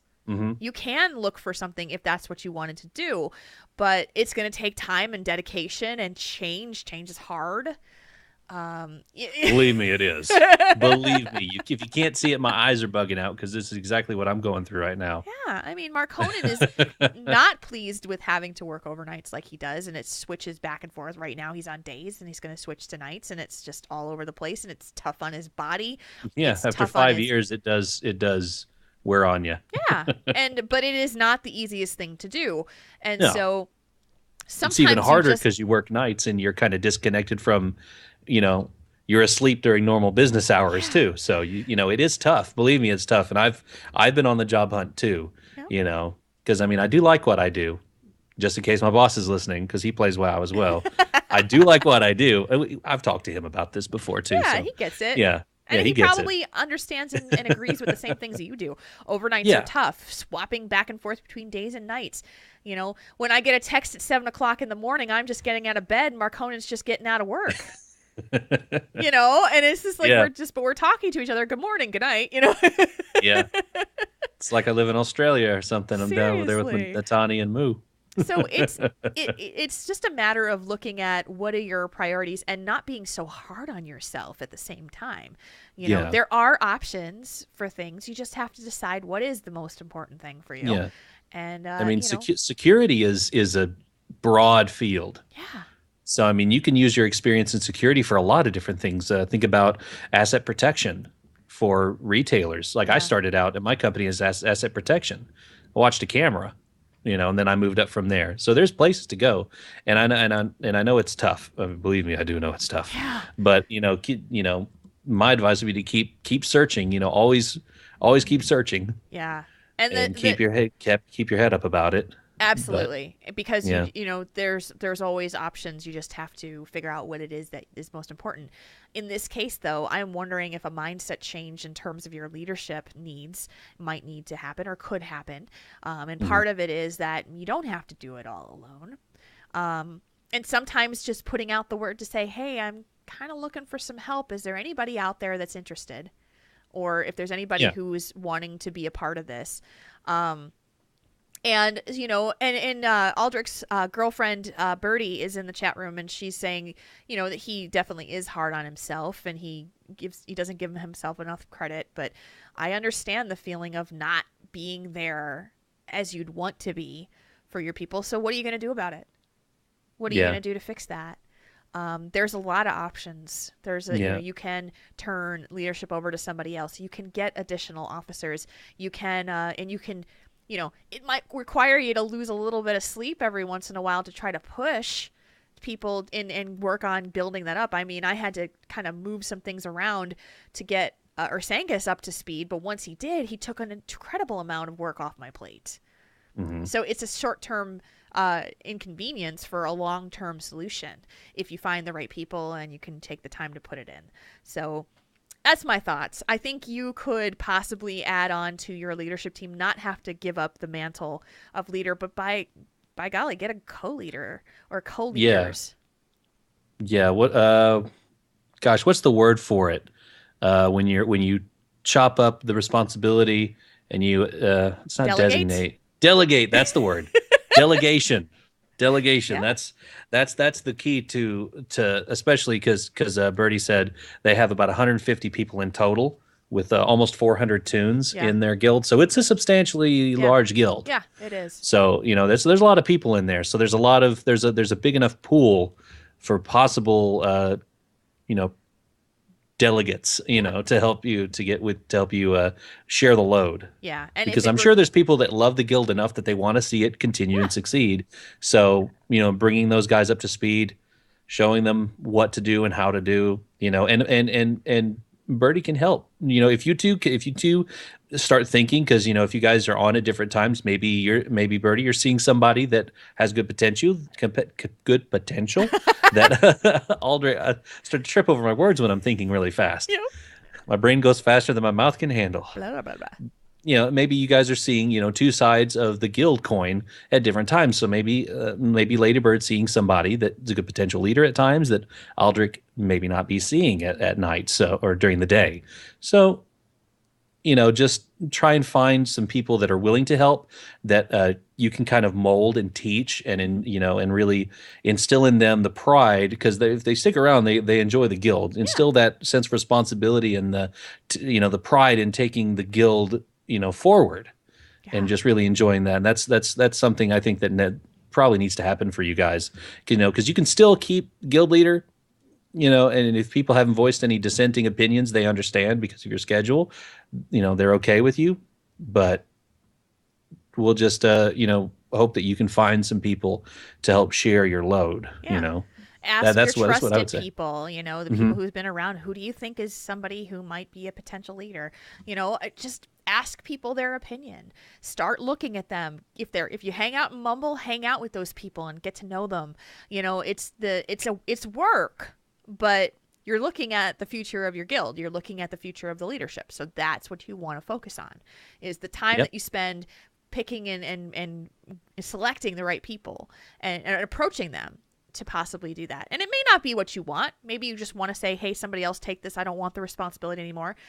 I don't think that just leaving and letting someone else just take on the position at random is anything great for your guild at all. It's just it'll end up basically getting saying sold. you didn't care anymore. Yeah. Also, and look towards some new players too. And not just the old guard, because sometimes the newer players, they're eager to learn, they're eager to join the ranks, they're eager to accept this responsibility because it's so fresh and new, and they haven't become jaded with time and all these other things. So don't limit your pool to just the old guard. Look at some of the new blood too. Really take in the guild as a whole as much as you can, and see what's out there. See what you can do to help. What they can do to help you, rather. I'm curious to see what he might decide to do at this point. So we've given you some let us know. We've given you some stuff to think about, and you can let us know. Questions at TaurenThinkTank.com is our email address. Curious to know what you decided and how you're going to move forward. And good luck to you. I think that this is a big step to acknowledge that things aren't the way you want them to be, and that is about what we always experience here on the show, is when you get somebody who is thinking about making a change. That's where our letters come from. So excellent, and I appreciate it. All right. Again, questions at TaurenThinkTank.com is our email, and that's where you can send your questions to the show. Send them on over because we can use them. All right, sir. Are you ready to do some Tell Us One Thing? Yes, ma'am. Okay. We read your submissions because reading your mind would just be creepy. All right. From the creepy one, tell us one thing. If you can create an Oreo flavor, what would it be? Well, they already got what I would have first said because I bought them last week, and that's the red velvet cheesecake ones. Oh, man. Those I forgot are tasty. to do the intro to this, by the way. This is our part of the show where we actually have a good time joking around with the questions you guys send in. I'm just like leaping right into it. Whatever. Yep. This is our fun time. This is where you guys send us questions about stuff that you want us to ask us one thing, and that's what we do. So anyway, sorry. Red velvet flavor Oreos. Yeah, that's the one that I would have picked, but they've made them because I've eaten them and they're delicious. Are they? So yes, I have. If I could push them through the I actually have some here in the room with me, so I would do that. I would push it through the camera so you could try it, but I cannot. Well, so, I would love to try them. I don't know what it is. Is it that red velvet is more cheesecakey? Well, red velvet cake is really just like, I think it's chocolate cake with red food coloring. That's what I thought too. Yeah, But so it tastes like an Oreo, but it's got like cheesecake flavored for like the stuff in the middle. Okay. Is like cheesecake flavored. So it's got a different taste. See, this is And it's a good taste. I'm seriously, I'm gonna have to look this up at some point because I think red velvet is like the shiz, but I don't really know why I like it. Oh, you're showing them on camera right now. Blammo red velvet Oreos with a cream cheese. I think it's cream cheese flavored cream in the middle. So it's the Oreo cookie part, or actually the red velvet, and then the and it's actually tinted like a dark red. So it's So I'm gonna put those over there so I don't eat them during the show. Yeah, seriously, I will be super jealous. I know, but I would probably do. Have they made like an orange dreamsicle one? Have they made one of those? I'm sure that they probably have at some point. Chat room probably know. I think I've seen it all. Like I've seen everybody do. My favorite one that I've had is the Reese's peanut butter cup ones with the actual like peanut butter. Ooh, I haven't tried that one yet. Yeah. They're really good. Okay, so Arcane got an actual definition of what red velvet cake. It's a cake with either a dark red, bright red, or red-brown color. It's traditionally prepared as a layer cake topped with cream cheese or cooked roux icing. The reddish color is often enhanced by adding beetroot or red food coloring. So it's not really like... Yeah, it's just red cake. It's red cake. Sage Time in the chat room said wintergreen could be good. What would you put? Would it be chocolate and wintergreen? I don't know if that would be too strong. Kind of like those little mints that you get like at some restaurants, like at Olive Garden. They give you those little mints, at the end. If they made Oreos out of that stuff, that'd be good. We're getting all this weird stuff in the chat room from people. Is like they're with the tongue twisters. I'm not reading tongue twisters, by the way. Let's talk about Oreogorger. What about Oreogorger? Oreogorger? Yeah, we get an Oreogorger. That would be a cool boss. He'd be like, we'd be throwing Oreos, and mages would be just like chucking the icy. What would be mint Oreos for an icy? That would be good. You're and then frost mage. Yeah, and then during phase 2, the double stuffed Oreos would start falling down, and they'd be huge. It'd be like Indiana Jones. You have to run away from the double stuffed Oreos. Oreos are they are the weirdest type of crack out there. Our buddy Trollant, who lives here in town, and we get a chance to hang out with him occasionally.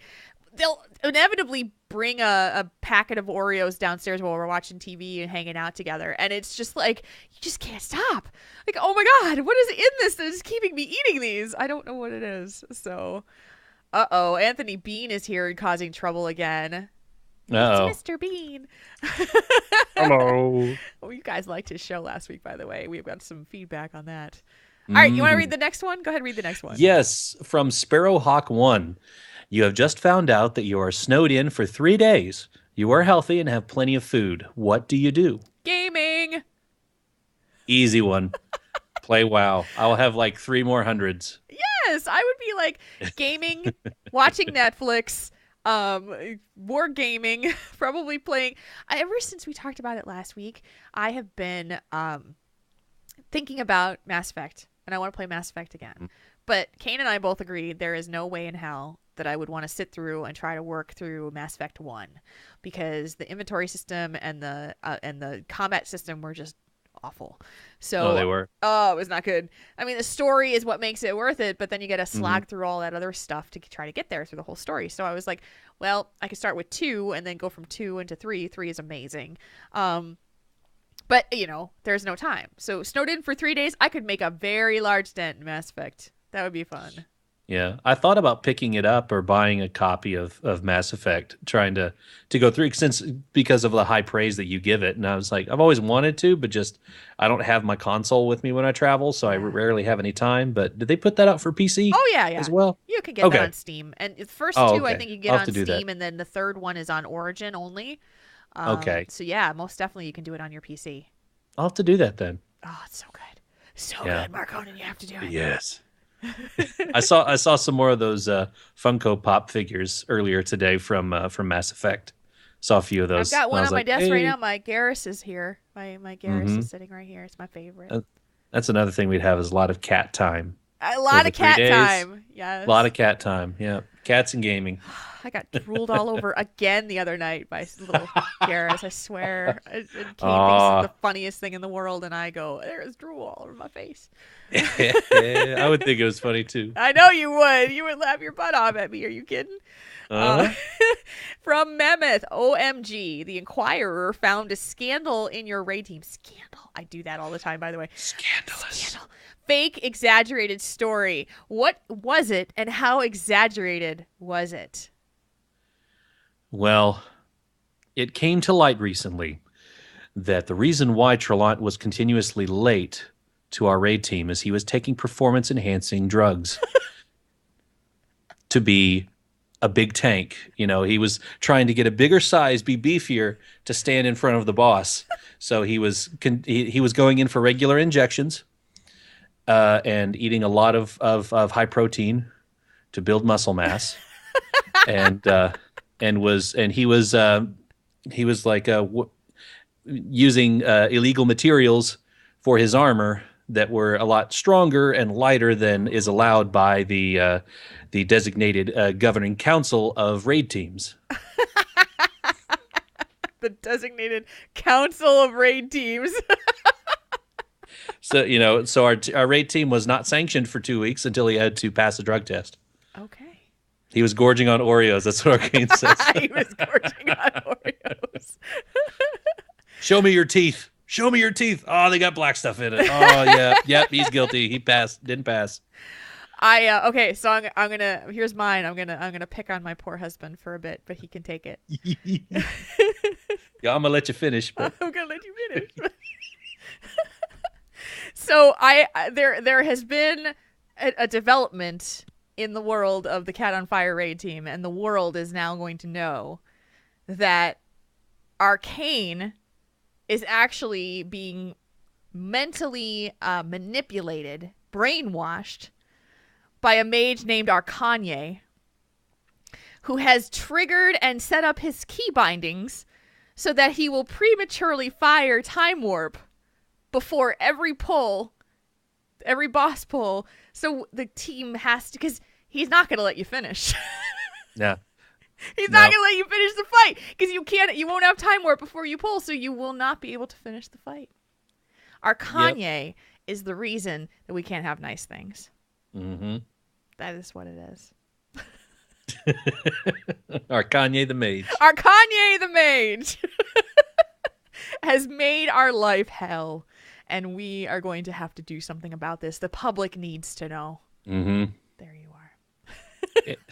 Inquiring minds want to know. I want to know. Remember those ads? Yeah. Will Kanye stop using a premature time warp? Will Trelawney pass his drug test? Inquiring minds want to know. I want to know. Will Jules be assaulted by 73 awesome fish tonight? Oh, jeez. I want to know. Oh, yeah. Oh, Jules, I am at 19 of 20 on my Everything is Awesome achievement. Oh, no. So I have an awesome fish with your name on it tomorrow night. So excited. Read the next question. Okay, the next question's from Casman. Best romantic date or surprise your partner ever did for you? Happy Valentine's Day. I'm gonna have to tell my engagement story then. I don't know if I've told this on this show. I don't think I've heard it. I don't know if you've heard it. So we were out visiting my parents in the summertime, and it was the 100th anniversary of our town's inception. A big deal. And they had this huge celebration. And I didn't know this, but when we went out to visit them, Kane was planning to propose to me. And so what he did is he brought the ring with him, and he approached my parents and told them that that he wanted to propose. And my parents actually suggested that he do this at this huge celebration because a lot of my family was going to be there. A lot of family friends were going to be there, and it was going to be this big thing. It was 99 degrees that day. Ooh. With 100% humidity. It was so hot. It was like insanely hot. And my dad was the mayor of our town at the time, and he was being honored for his work. And so he had to stand up there in a suit and a tie, 99-degree heat. Oh, man. And And as Kane just said, they didn't suggest, they insisted that we do this here. So, there's these pictures of us standing there, and I'm like wilted. I'm like so sweaty. It was so gross. And so adorable he decided that he was going to say, let's go take some family pictures. That's how they couched it. So all of a sudden, like the entire family, my grandmother, my aunts and uncles, my parents, my sister, her boyfriend, everybody's just like walking and like, let's go find a good place to go take these family pictures. And they find this beautiful gazebo over the water. It was in this beautiful like botanical garden. Where's this thing? And we got to this thing and he turns to me and starts to cry. And I knew what was happening at this point. Uh-oh. And I start crying. He said, I had this whole thing prepared, and I took one look at you, and I couldn't do it. I couldn't say it. And he opens the ring box. The ring is upside down, and he says, will you marry me? And there are pictures of me just bawling because I started crying. He's crying, and it's like, it's just everybody was there, and it was beautiful. It was very, very sweet, and that's how we got engaged. So there's like all these pictures. Of course, they're getting all the photographers that are there, like, these two just got engaged. It's the mayor's daughter, and it was like this whole thing, and they're taking all of these Front pictures. page news. Front page news or something. I never even saw these pictures, by the way. Never saw them. But it was really sweet because my family was all there. So that was awesome, and Kane rocks. Oh, that's very cute. Yeah. What about you? What was the most romantic surprise that your partner did for you, your wife? Well, it was I can't remember if it was for anniversary or Valentine's Day. It was for one of them. But we were here, and it was her year to surprise me with something. So she's like, okay, well, we got to go there, but you're gonna have to be blindfolded. So we got in the car, and she put a blindfold on me, and she drove. Gosh, and I like maps, and so I'm visually in my head trying to determine where we're going based on the turns. Yep. Okay, I think we're going here. I remember this hill. What's out here? I can't remember what goes over here. What is this? And so eventually I just lost track, and I was like, screw it. I'm just gonna enjoy the ride, listening to music. And it was, about a half-hour drive. And she gets me out of the car, still blindfolded, starts leading me across, like, there was some pavement, and then there was grass, and she's like, watch out for this tree over here, now come in here and watch out for this. And then she pulled off the blindfold, and we were in the backyard at the same house. Same house. Oh my gosh! But we were inside, like, the back porch that was kind of screened. It had a little screen-in thing, and there was a picnic laid out. There was food, there was champagne, there was dessert, there's fruit and all this stuff. And so we had a little just picnic lunch. That in is the backyard. really great. Like, she completely got you. Yep, she got me. That's awesome. I have to use that at some point. Yeah. Oh man. So yeah, you had no idea you were back home. No, I didn't. That's great. No idea. That's because I gave up like 15 minutes into it. I was like, wherever we're going, she's not gonna like feed me to a lion or anything. I know I'm gonna be okay. I'm gonna be safe. I'm just gonna, because I enjoy surprises. Yeah. She doesn't really like surprises. Like Christmas morning, she's like, I want these things out of the package right now. I want to know what they are. What did you get me? What did you get me? And I'm like, I don't even care. I'm just gonna wait till Christmas and open them up then. Nice. So yeah, was that one. That's a great one. I love it. Yeah. All right, our next one from gamer_Azrin. If WoW gold could be converted to in real life money at a rate of 1 gold to 10 cents, but could only be done once, how much gold would you save? Like if I was going to save up gold and do a one-time transfer? Yeah, like so that you could convert it. For each gold, you get a dime of real money. I would gold cap. Yeah. I would freaking gold cap. Why wouldn't you try? Yeah, I would work up to gold cap and then just do that, because what is that? That would be like $99,999. Yeah. Right. Yeah.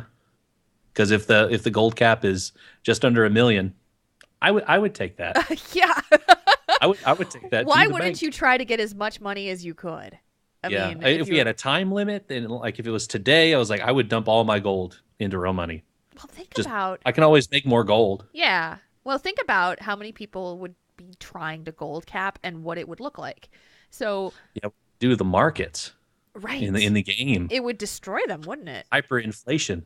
I mean, I'm not an economist by any means. Don't even try to math is hard. Yeah. But I'm just thinking about how if everybody was trying to get as much money as they could, and I'm guessing that this offer would be like a short-term thing. Like you have until this date to be able to cash in the gold that you can turn into real money. It would destroy economies on servers. Yeah. There would, what would it be like?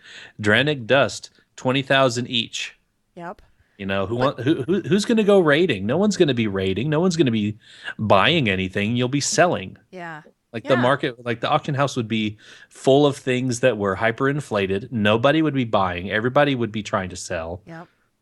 It would destroy the game economy. Yeah. Everybody would just be vendor your gear, vendor everything. Mm-hmm.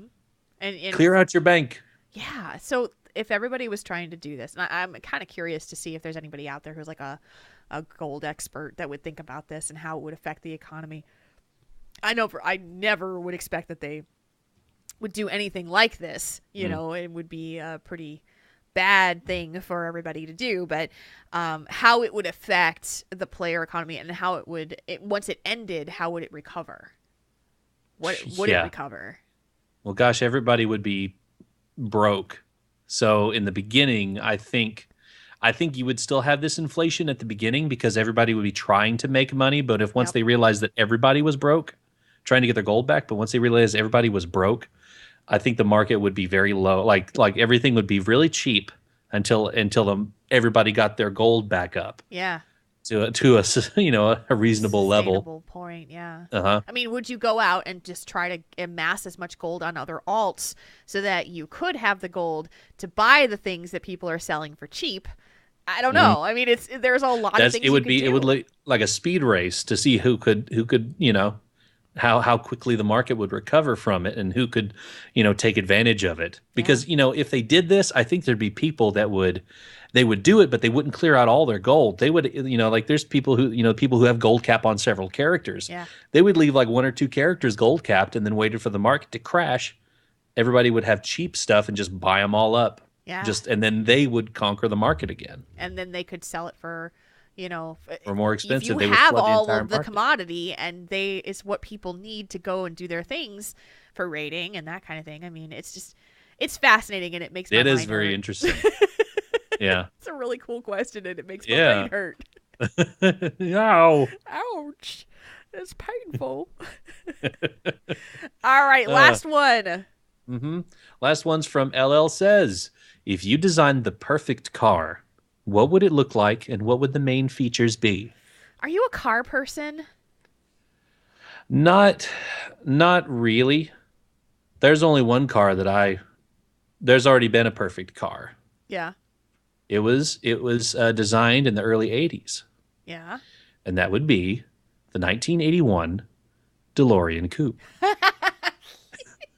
Not since 1981 has a more perfect car been designed. Okay.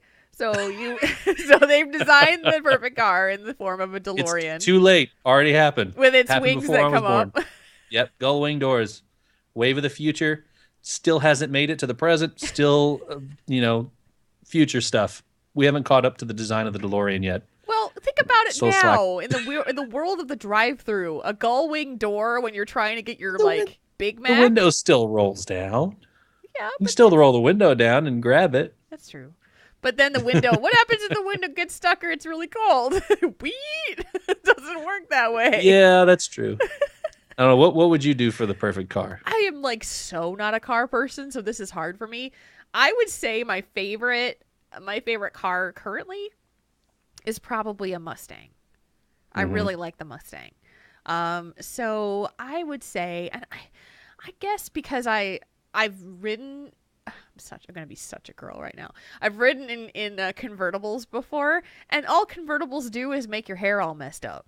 It's very true. It's very true. Girl thing to say, but it's so true. I when I was in vacation in Hawaii, wound up getting this convertible car, and it was Nice. beautiful out, gorgeous, and all I'm sitting there going, my goddamn hair is getting in my goddamn mouth all the time.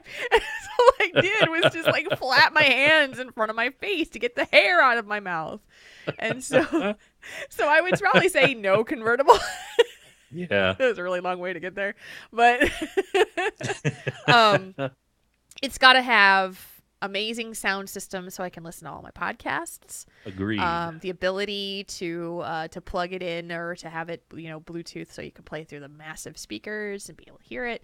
And because I live in freezing cold, butt warmers are the best thing ever. So gotta have butt warmers. So I'm still living in Wisconsin, and other than that, just it has to constantly stay clean on the inside. It doesn't have to be by my doing. It just cleans itself. Get rid of all the crap out. Yep. Mine would be, it would be like very futuristic. Like I like futuristic stuff. So it would be electric. It would be like solar powered. Like it's a solar panel so efficient that it could charge it. Yeah. And if not, it can plug into the regular, charging stations that they have now. And a great sound system. No gas. No gas. It would be air conditioned because I live in the South and it's hot. Yes. Very hot. Good heater too in the winter. Like, it's supposed to ice tonight down here, I think. So yeah, good heater, good air conditioner, and it'd be able to fly. So there you go. There you go. The best thing, by the way, when Marconin earlier said that it was going to ice tonight before we got onto the stream live, he's like, yeah, it's going to ice tonight, which means everything's going to freeze and the world is going to end. Yeah, we pretty just said much. it very matter-of-factly because that's how they do it down in the South. Yeah, 1 to 3 inches of ice. Yeah, I'm not going to work tomorrow probably. It's time for you to start gaming. Yay! Yay! All night. Oh, that's great. All right, that does it for Tell Us One Thing. You can send yours into questions@taurenThinkTank.com. You can send them on our Twitter, which I ask for them every Thursday in the morning sometime, and it's at Tauren Think Tank is our Twitter account. But you can send them in earlier if you want. You don't have to wait till Thursday. So there you go. These are always fun. These make us laugh, and you get to learn a little bit more about the goofiness that we are. So because we're a pair of goofs, right? He's like, yeah. Jules, Absolutely. Jules, stop Sorry. talking. I was muted because I was typing, and I have a And loud Marconin keyboard. is typing. All right, let's do some feedback. Ladies and gentlemen, we now bring you... Wow, that's a lot of feedback. There's a lot of feedback, and that's good. We have 2 updates from this. We have 2 updates to show in there. First one, Marconin, do you want to read the first one? Absolutely. So yeah, this is from Katie Derry from 2 weeks ago. She's the one who is having issues with her husband and needing to get out of her situation, planning to get out of her living situation. And she says, as long as my husband doesn't find out about my plans, I believe I am safe. He has never hit me, although I have definitely seen the warning signs that this may be where things are heading. I can't talk about what part of the country I'm in because I'm afraid what might tip off people who know about both of us, which is very understandable. Yeah. I understand about being extra paranoid. Right now, the only people who know what's going on are my parents. Unfortunately, I live far enough away from them that they can't help me beyond moral support. It hurts me to think that I may have to give up my guild. They are the only friends I have and the only support network I've been able to cultivate in a situation where my only freedom is online. The last thing I'll say is that the timeline for getting out of my marriage is pretty long. Like I said, he hasn't hit me yet, and I don't believe he will anytime soon as long as he still thinks I'm staying. I'm looking at 6 months to a year before I can finally leave. Thank you for your support. And that's from Katie Derry. Yeah, and it still makes me... I appreciate that she's got a long-term plan to make sure she can support herself and she's got places to go. But it is a very hard thing, and the dual stress of not being able to talk about it with anybody except your family, and the feeling of I'm afraid that even though he hasn't hit me yet, that I'm afraid it's where it's going. I mean, I worry for your safety. I hope that there is an out soon, and the chat room is echoing our concerns. They're worried about you and hoping that you are going to be safe through this process. I wish I wish it could be done sooner, but remember that there are resources for you if it does get worse, and that you need to get out fast. You need to, call the police, get help, get the help from domestic abuse and support agencies, because they are there to help you. Yeah, that's why they're there. Yeah, I know. It's hard to hear, but I'm glad to know she's okay right now. Yeah. Okay, and from last week's show where we had Anthony Bean with us, we talked about Nevar, who his wife has been diagnosed with borderline personality disorder and had at that time kicked him out of the house, and he was trying to pick up the pieces from that point. We got a letter from him. He said, I wanted to give you an update. I am in therapy. We went to a marriage therapist as well. I do not know if there is any changing her, but I'm going to give it all I have. She has let me back into the house. She has not ripped me apart verbally in a week. Trust me, that's a good thing. Listening to the show, you asked where her diagnosis came from. It was my therapist that has said she is borderline, just off of talking to her and all that I have told her. Luckily, my wife has not cheated on me. As much as it would hurt, I would have to leave. I know this mail is hit or miss on a lot of this. I just wanted to say thank you from the bottom of my heart. Again, thank you, thank you, thank you. Both of you hold me together. Triple T is a light in a very dark place. I just wanted to add, as for your mother-in-law, Jules, family is not always blood. It is who's there for us in the hardest, darkest times. With that said, Triple T is family to me. Much love, Nevar, or Jason. Thanks for letting us know, Jason. Yeah. We appreciate that. I also and appreciate your words. Yeah, I also wanted to give a shout out to our amazing listeners who wrote us after the episode was recorded, heard the episode, and said, I would like to reach out to Nevar and become a pen pal with him. And so we did forward his information on to several people. You guys are our lights. You impress us every day with your generosity and kindness towards others that are in need. And I know that not everybody has the time or the ability to do that, and that doesn't make you a bad person. We just wanted to thank those that reached out and said, I really want to connect with this person particularly, because everybody's story speaks differently to others.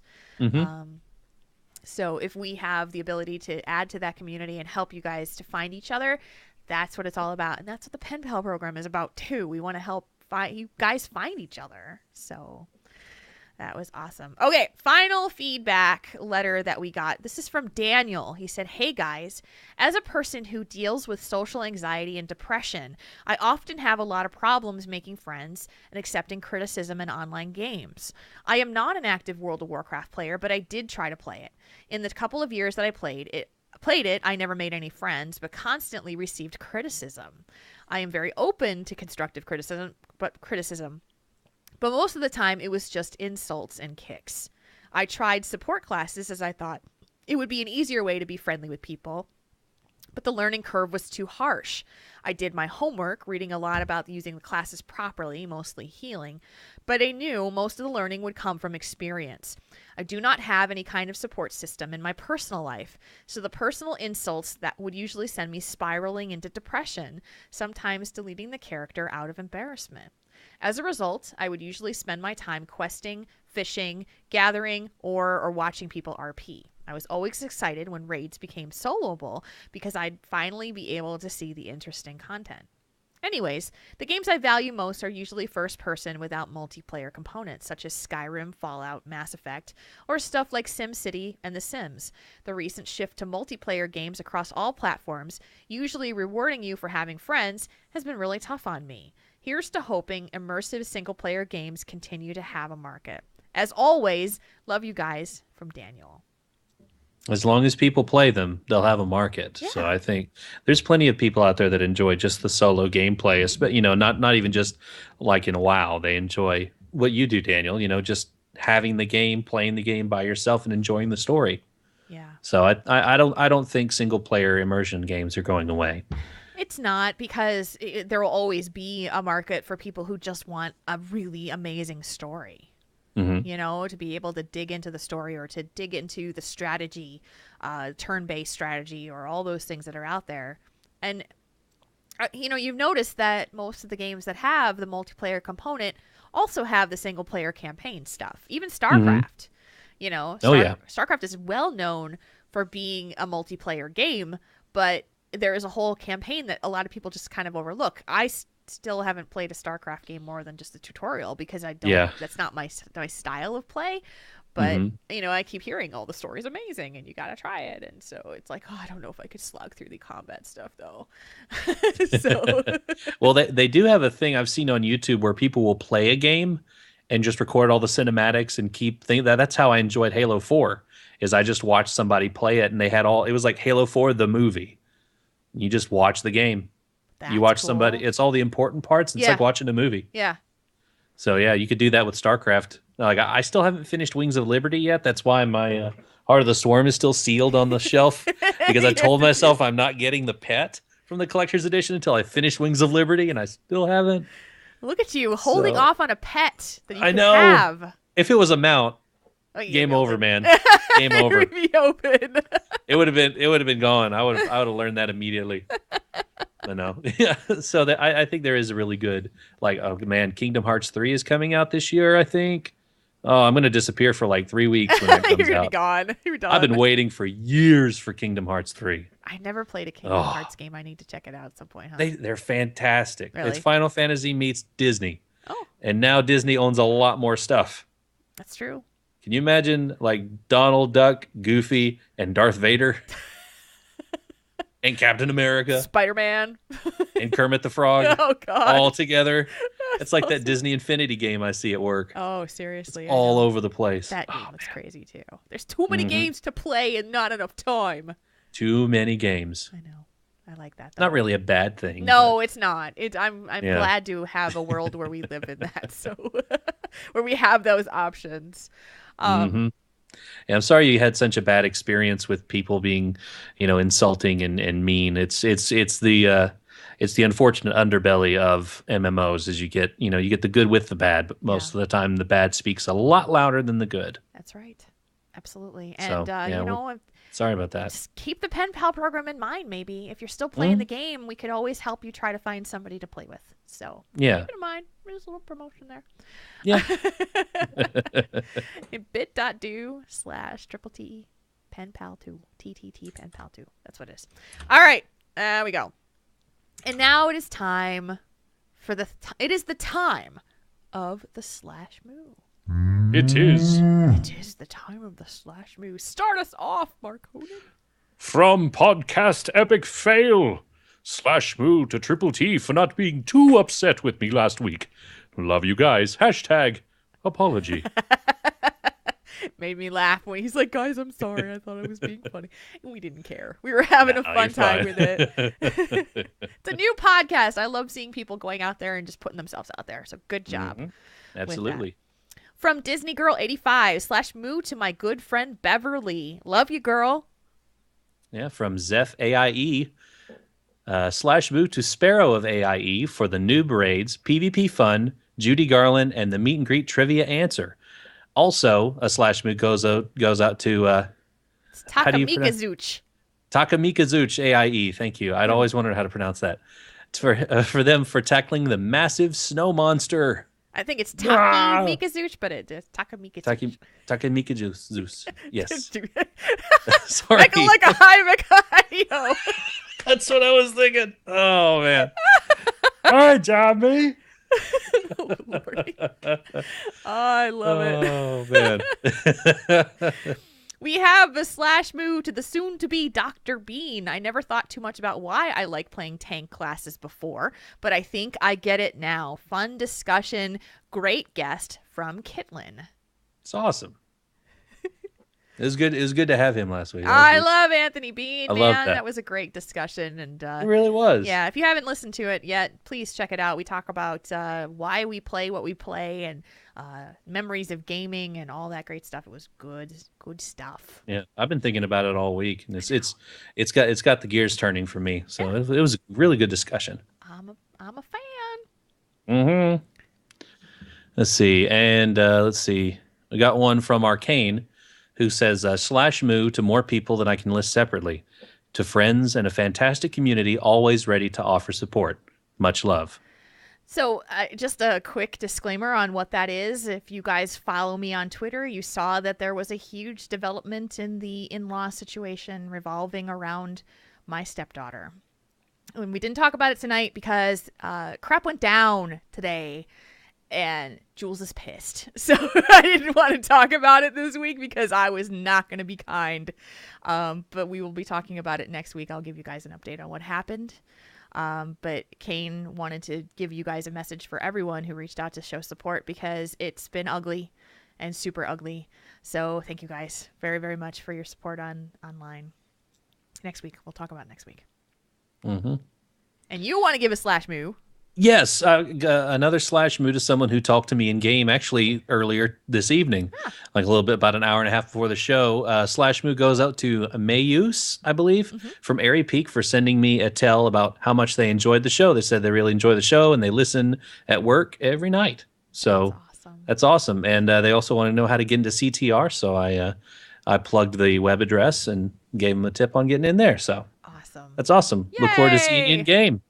I feel really bad. I was in the middle of this whole drama thing, and I got a whisper from someone who said that they had heard my time on Azeroth Roundtable recently, and I haven't talked a lot about it, but Azeroth Roundtable, I did a show with them talking about mega guilds, and it was a really cool discussion about the positives and negatives of being a part of a mega guild. And this person who whispered me, and I apologize I didn't write your name down, was super grateful and wound up joining CTR because of our talk. So awesome. If you are that person who whispered me today, I am so sorry. I had a crying child on my hands. So and you were very understanding as I was very, very slow in responding. So but I wanted to say thank you to whoever that was because he was cool. There you go. All right. You guys can find us on iTunes. You can find us on Stitcher Radio. Most nights now you can find us during the live show on Alpha Geek Radio. We couldn't do it this evening because it is not our normal time and their schedule is full on Sundays. So we could not do Alpha Geek, but that is okay. If you are out there on iTunes, on Stitcher, listening to the show right now, throw us a review. Let us know how we're doing. And it does help the show when you do so. And with that, we have done a show. We have on a Sunday. On a Sunday, it was quite good to do it on a Sunday. I'm glad we could still make it work, even though the weekend had stuff going on. So yeah, me too. I'm glad we could still do it. So, anything going on this week that you wanted to talk about, Pimp? Advertise? Well, I do voice work for Odinus sometimes for the Lockheed Journals, which is basically kind of like those old time spy noir radio shows. Yeah. It's a detective show set in World of Warcraft. And it's a show follows the adventures of Edgar Lockheed, the detective. And I think if you just Google Lockheed Journals, you should be able to find him. Or I think LH Journals on Twitter is his name. The second episode is supposed to come out tomorrow. Ooh. And I played the Draenei leader of a city. Where things don't always go as you wish them to. Nice. So it was very cool to do voice work for him again. I really love doing it because he always usually a different character every time, and I like that. I've done trolls, I've done demons, and I'm doing Draenei, and so it's a lot of fun. He does a lot of good work with it, and he always enlists some really great voices from across the WoW podcasting community and new people and everything, and so. Give him a listen. It's really cool to hear WoW done in this way. It's very different. It's dark and noir and very and a cool story. He's very very good at this. Odinus is, and so definitely check it out. It's spelled Lockheed. Lockheed. It looks like Lockhead, but it's not. So yeah. Yes, check that out if you can. For my side, I just want to give a quick promotion to the other show that I do, which is called I Remembered It Better with Cliff and Ryan.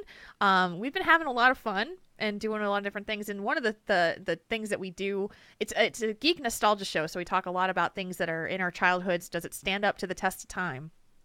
And it's become pretty apparent that I don't have a lot of the experiences and movie watching and things that my co-hosts have done. And so they expose me to a lot of things, and then I just decide if it's good or if I don't like it. So this week, they said, Jules, you are watching The Last Starfighter because you've never seen it.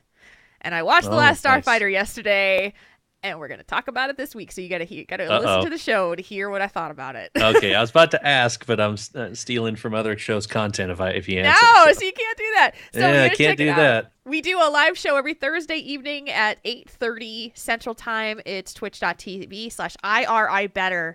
Show again is called I Remembered It Better. It's a very cool show, guys. I like it. If I can, I tune in every week. Yeah. If not, I listen to it on the download. Come hang out with us. It's very cool. Yeah. So that is our show for tonight. And with that, it is time to bring this one home. It's a little quiet. Bring that up a little bit. Tauren Think Tank is a proud member of the Signals Media All-Star Network. Find out more about the other great shows in the network by going to signalsmedia.com. Our voiceovers are done by two uber mages, Arcane and myself, Marconin. You can find us outside of the show on our website, taurenThinkTank.com, which has all of our podcasts and information on how to get in touch with us as well. Also, don't forget your Triple T t-shirts. You can find those at slashloot.com. 3 designs to choose from in different shirt colors. Jules is rocking one today, and I was wearing mine yesterday. Yeah. Yeah. We want to thank all of our patrons as well. Our show will always be free, and your support helps us to do even more, like giveaways to our patrons, creating extra content. We have a lot of things planned, and you guys are helping us do that, so thank you. If you would like to become a patron of the show, you can do that at patreon.com/TaurenThinkTank. You can also like us on Facebook at facebook.com/TaurenThinkTank.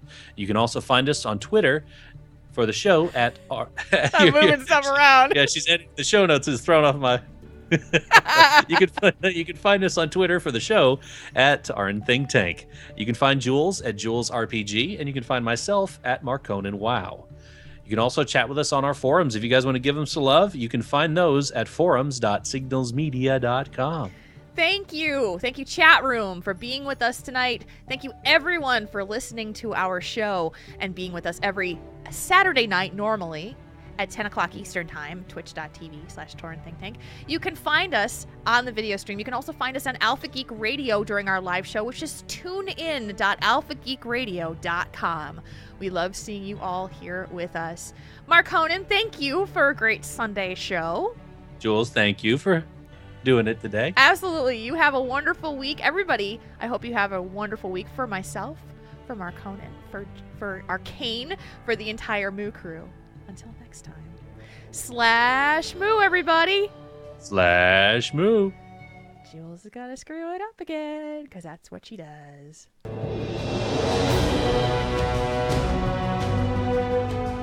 Tauren Think Tank. We make your problems less bad.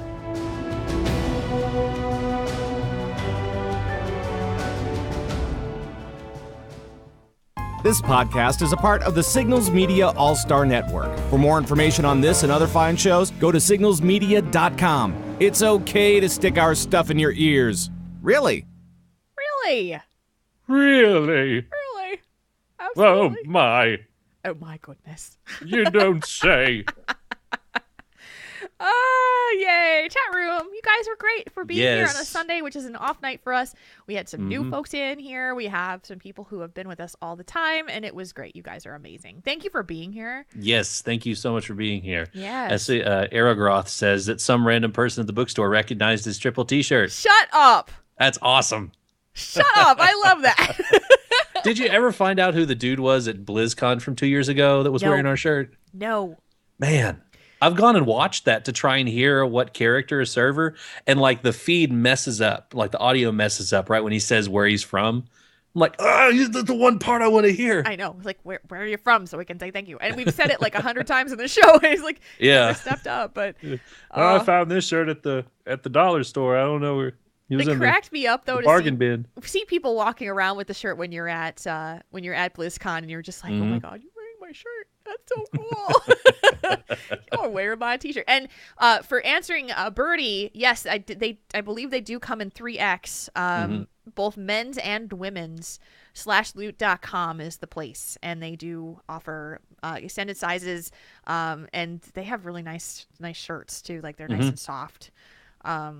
So check that out. The one that I am wearing tonight is from This one is from our BlizzCon party, so it's a little bit larger of a design. The one that's on the website's a little bit smaller, but there's 3 designs you can choose from. So yeah, that's very cool. So it was so hard for me not to like bust up around the Hans and Franz though. I was like, I'm playing along.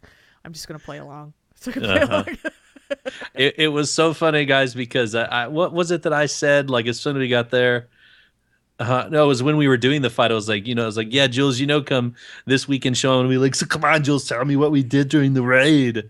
What do we do? Come on, Mumble is exploding with laughter, and I'm cracking up. I'm like, I can't heal. What are you talking about? Stop with it. You got to do it now. This is what he kept doing. You got to heal us now. Come on. Do the program.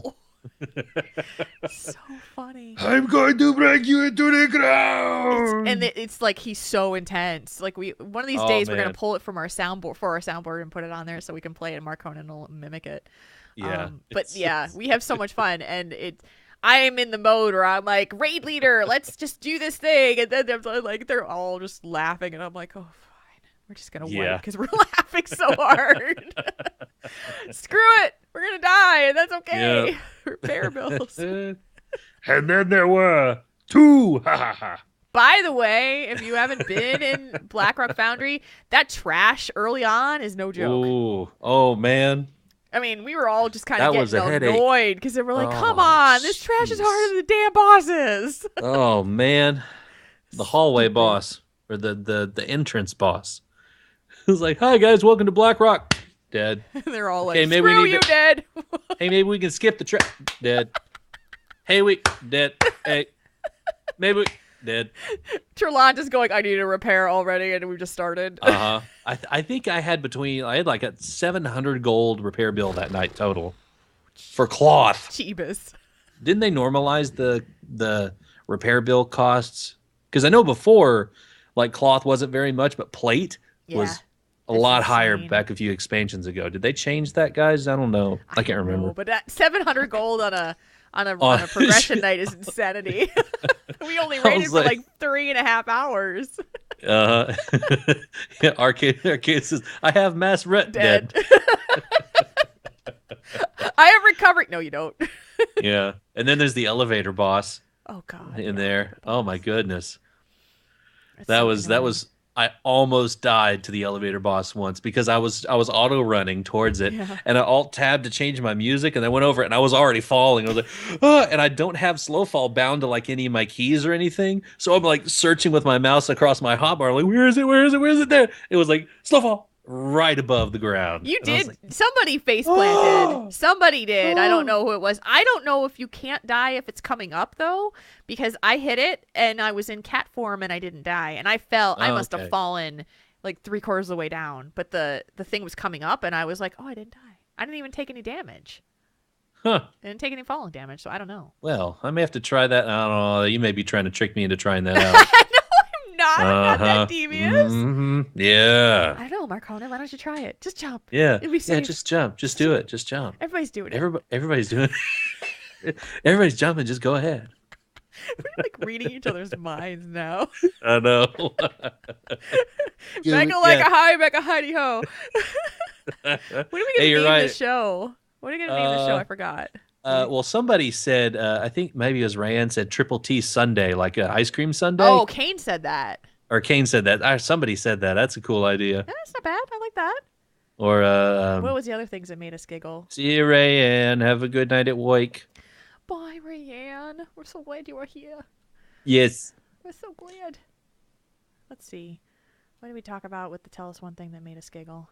Like goofers. Let's see. Let's see here. The scandal. Or Oreogorger. Oreogorger. Oh, that might be it. Oreogorger. That's it. It's done. That's all right. He did it. Done. Done. Done. Put a fork in it. It's done. Did you guys hear? By the way, did you guys hear? Oh my god. That there's a new co-host that's doing that thing called Realm of Books. Did you hear? You know, I heard somebody said something about that. I gotta say, there's something really, really cool about that podcast. It's named Realm of books by that lady. Her name is Rayanne. Yeah. Yeah, Rayanne. I'm She losing does my Realm accent. of Books. I'm Realm totally of Books. losing my accent. Listen to me. That's okay. Mine was shaky too. There's something about that show that's new. And they had like an announcement and stuff, and they put it on the website. They got a new website now. And there's a new co-host, and his name is Arcane. It's got that new co-host smell. Yes, it smells like it too. Mm. So you gotta Hints check of it out. 'Cause pine. It's really awesome. It's really Yes. awesome, and there's a lot of going on. And there you go. Now you're getting some of my goblin voice, okay? Yeah, now you know where we got the goblin voice There's for the tonight's goblin audio. voice. Hello.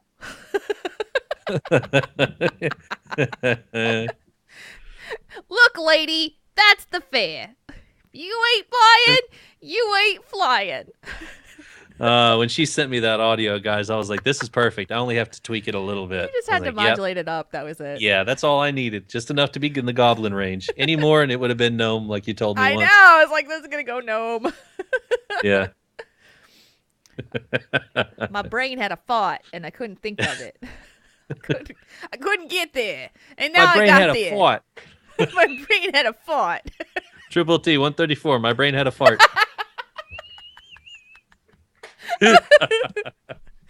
My brain, it passed gas. It was awful. I nearly That is gagged on my such- coffee. That is such a New Jersey thing, too. Oh, honey, did you pass gas? That's totally a New Jersey thing, because they all do that. That's why I'm laughing so hard, because it's like a Jersey thing when they say, oh, honey, did you pass gas? I didn't know that. And now I'm like 12. 'Cause oh, I'm sorry. That was like really immature. Oh. At least I we don't can know if- entertain the chat room for that. Oh, yeah, exactly. I don't know if there's like a set designation for the South. I just say fart because that's what I grew up with.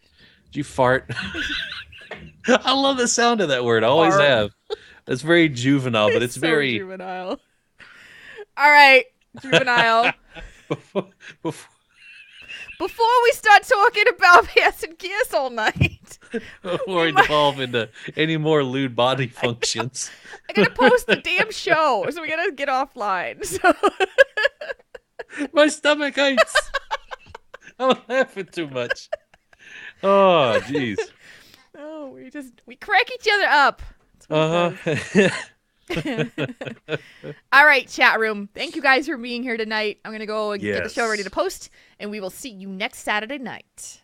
See you Saturday, See you folks. Saturday /moo. Salmo.